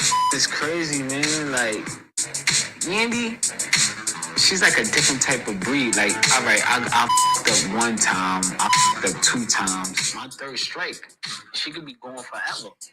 We don't dudes, man. She ain't leaving you, man. Nah, listen, let me tell you, Vito. We all make plenty of mistakes. But for her to still be by my side, through all my mistakes, through the ups and the downs, what do you think that tell you? For her to be by your side through all that, That's what do you Vito. think that tell you? I just feel like this is a girl that I'm just in here and marry my girl. Man, yo, I just never see this side of you, man. Vito, listen. You're not getting no younger. We only getting older. When this is all said and done, what the we gonna be doing? I'm gonna be doing this. Nah, you can't do that forever. This is up to Vado. Me and him will be single forever, traveling the world, just everywhere. I'm trying to tell Vado, like, when you did that your whole life, it's not about that no more. I never loved any other woman more than I love Yandy. And I'm trying to do everything I can to prove to her. Vado looking like I don't believe you. I didn't change my life. 360. I know. A whole 360. I know. You know what I'm saying? She don't You mean 180? Because 360 is going right back to the same spot. Okay. see that. All she sees is stuff creeping up from girls I used to deal with 10 years ago. It's going to be hard. It's going to be hard for her to really feel comfortable knowing that you're not going to do nothing. You got to go see the moms. Everything how she acting and all that, once you had that talk with her mom, all the way good. Every time I see her mom for years, it's just been, how you doing, Miss Laura? How you doing, Miss Laura? You never hugged her? Yeah, hug, of course, hug. My mom's is a church lady. I don't know what to say. I don't know how to handle it. You know how to handle it. You just used to handle things right. Like this. You're not used to handling it with your heart. You got to step up and just spill your heart out. She want to know how you feel about her daughter. So just spill your heart out. Yandy, she will respect that all the way. Trust me, after this, you ain't got no more problems, Yandy. She'll be ready. I trust. You think she wouldn't doubt me no more? No. So that was Vado telling Mendices has repeatedly, y'all, this is season 3. She just had a baby for the nigga and they going through issues. Vado's advice to Mendices is to go and manipulate her mom. And I need for y'all to understand things that abusers do. What did we say about Ike Turner and how he got in good with Tina Turner's mama? So when she called her mama, the only person she felt like she could trust, I'm coming to you. And the mama turned around and tell Ike, because Ike then already manipulated the mama into seeing him as the one that should be centered in this situation. And a lot of women do that to their daughters. They censor the men. They don't censor their daughter. They censor the men, especially if they like him. If they like him, and that's why niggas know all they have to do is manipulate the mom, because then the mom will do a lot of the heavy lifting on behalf of the man. Y'all remember when we was talking about Jonathan Majors and old girl are talking about, oh, our moms, that's my mom now. That's my mom now. And I told y'all I don't like that shit. And it's because for me, what I have repeatedly seen is that men who really are like abusive to like a, you know, like men who are, you're smart, y'all. Everybody be acting like these niggas is stupid. These niggas are, this is a plan. Like these niggas know what they're doing. As Vado just said, all I gotta do is go and mac on your mama, and then you gonna be locked in and you're not gonna question me anymore. And the whole point is to get you to the point where you're no longer questioning me so I can do whatever I want to do in peace. And moms are some of the prime people that you go and manipulate so that you can have control of the daughter. Waiting to exhale. He's a good man, Savannah. A good man. I'm just saying, y'all. And so I need for y'all to understand, like, Vado is somebody that is looking at women from a manipulative standpoint. It's not, oh, when you pour your heart out, that reminds me of the 5 Heartbeats, where right before they got pulled over, Leon is telling everybody that if a woman won't give him some, he just break down and cry at the drop of a hat. And if she, and then she give me some. And then if she tell anybody I cried for her, I just deny it because they gonna always believe me over her. Niggas know. Niggas been knowing. Niggas been knowing.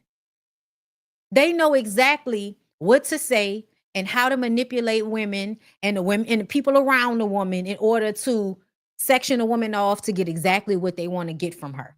They know. So, just pointing out, yes, Vado, we was already talking about Vado. We already ran the clip of how he choked out Tahiri and all of that, and we were talking about that. So I was bringing up this clip because everybody forgets about season 3 of Love and Hip Hop New York. But if you go back and watch season 3, you will realize that Yandy has been having the same fucking problem with her husband the entire time that they've been together. And then we find out y'all not even really married. And Mendeecees was sitting up here talking about, I'm gonna go and marry her. All of that was for the cameras.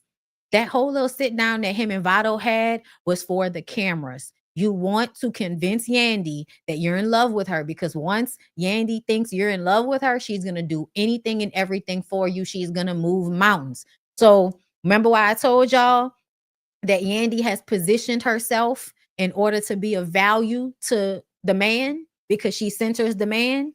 And a lady was in the comments telling me that I'm so crazy and I'm reaching to believe that. Am I? Or is everybody always trying to manipulate and convince women to be in imbalanced relationships? Let me know. Let me know. But upon this, I'm gonna go see if I can find some more clips of Tahiri talking about her relationship with Vado or just where Tahiri is now in her life. Because we haven't heard a lot from Tahiri, but I would hope that Tahiri has grown out of this. You know what I mean? Real question. Does that make women easy to manipulate? Yes. Women are already easy to manipulate because they think that most men love them.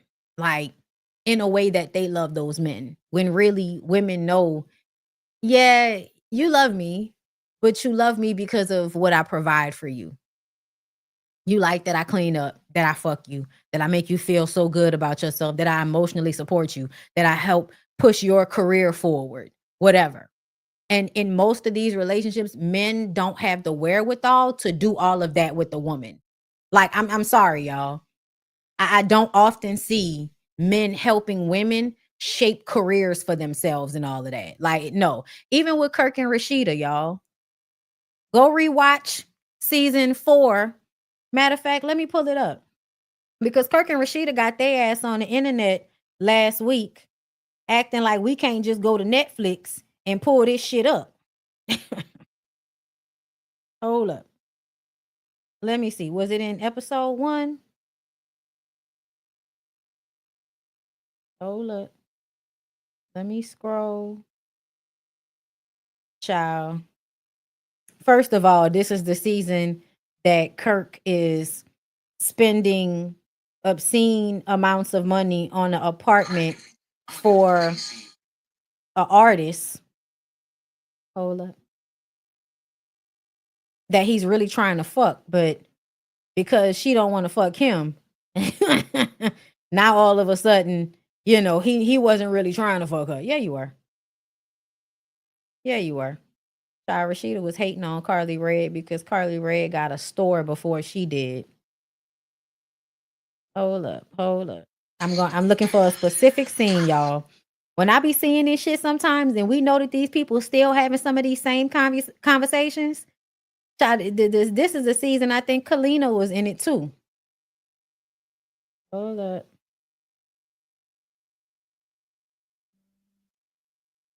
Okay, yeah, no, it's the next episode. I remember because after that they got into it. Okay. Hold up, y'all. Looking for Rashida. Fuck around with no man who won't eat her. Child, not Kadia whipping that nigga. That was hilarious. Where is it? Am I scrubbing too fast? It was Rashida showing up to the house. Oh, hold on. Not look, Erica talking about Scrappy not helping her and not doing his part when it comes to the to E-Money.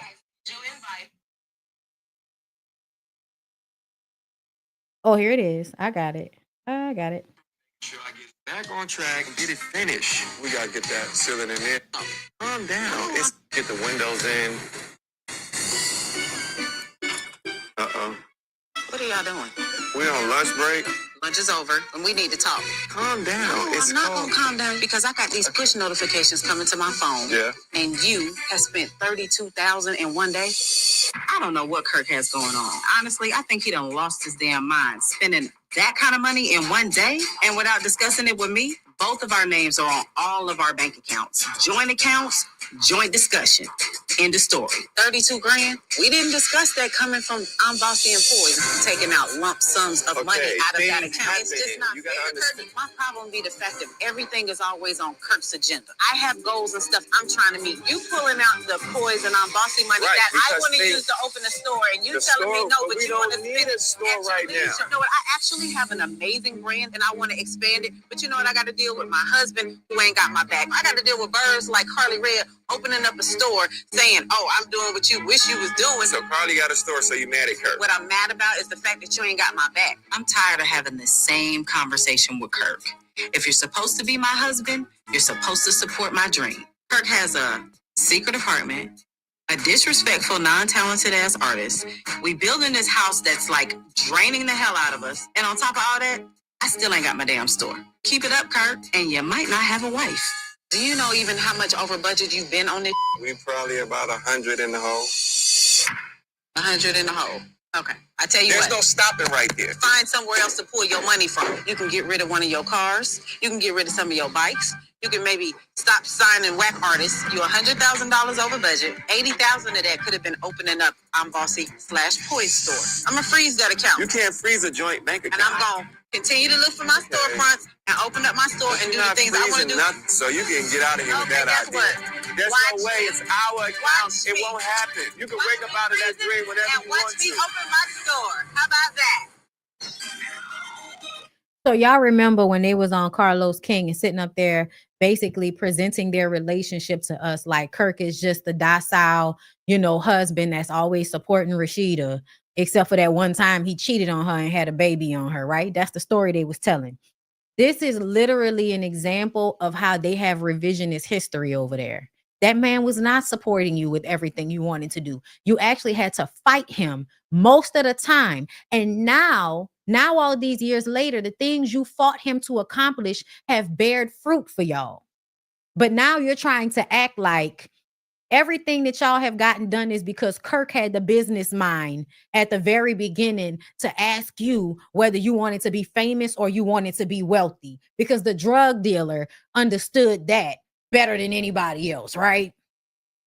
And I'm not downplaying Kirk, but this is just one of the times where Rashida wanted to do something and Kirk was there to stop her. Kirk was there to make it harder to accomplish.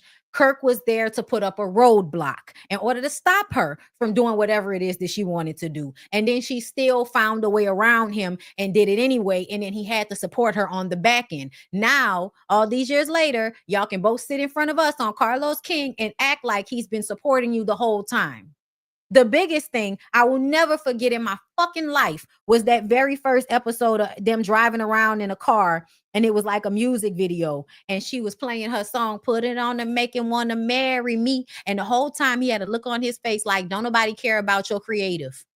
And that takes me back to Kalina and her husband.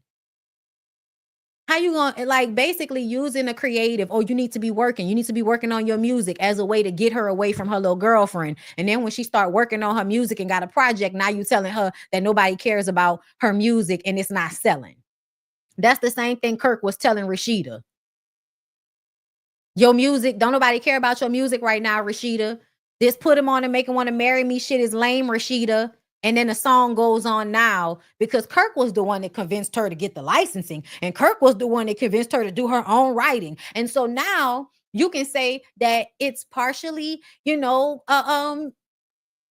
It's partially Kirk also helping you that got you to where you are, instead of you recognizing that if you had not had him impeding your process, you might have been able to do way more.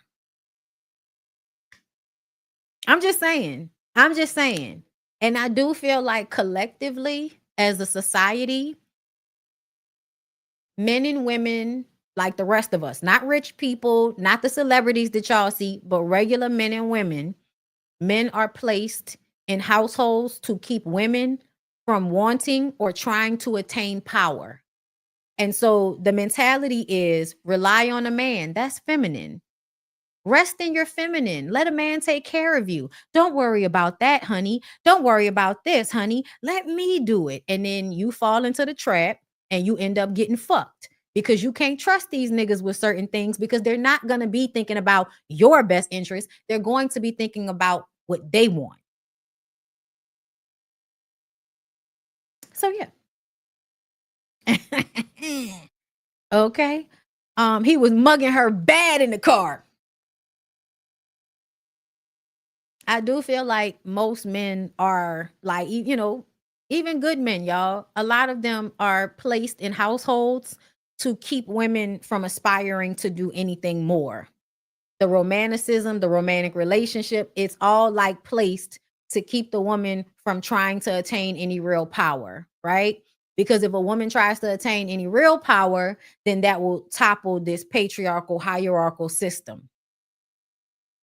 And we don't want that. We want to keep everything status quo. We want to keep everything the way it is. And in order to do that, there have to be a whole bunch of husbands that are always forcing a wife to not do something she wanted to do, get in the way of it. Yeah, shrink yourself, shrink your dreams. Same thing with Yandy and Mendices. Yandy wants to become a politician. Mendices is like, no, I need you to be at the house making me feel like a man and shit. So no, you can't do what our relationship has now kind of pushed you into. You can't fully embody that now because then that will hurt my feelings. And now you're not thinking about me. So no, you can't do what you want to do, Yandy, because you're a fake wife and you're a mother. And that means you better not be doing anything beyond what I want you to do. You're a mom. You're a wife. Don't you know that means you can't do what you want to do, bitch? You don't know that? The call is coming from inside of the house. Thank you very much. Y'all have a good day.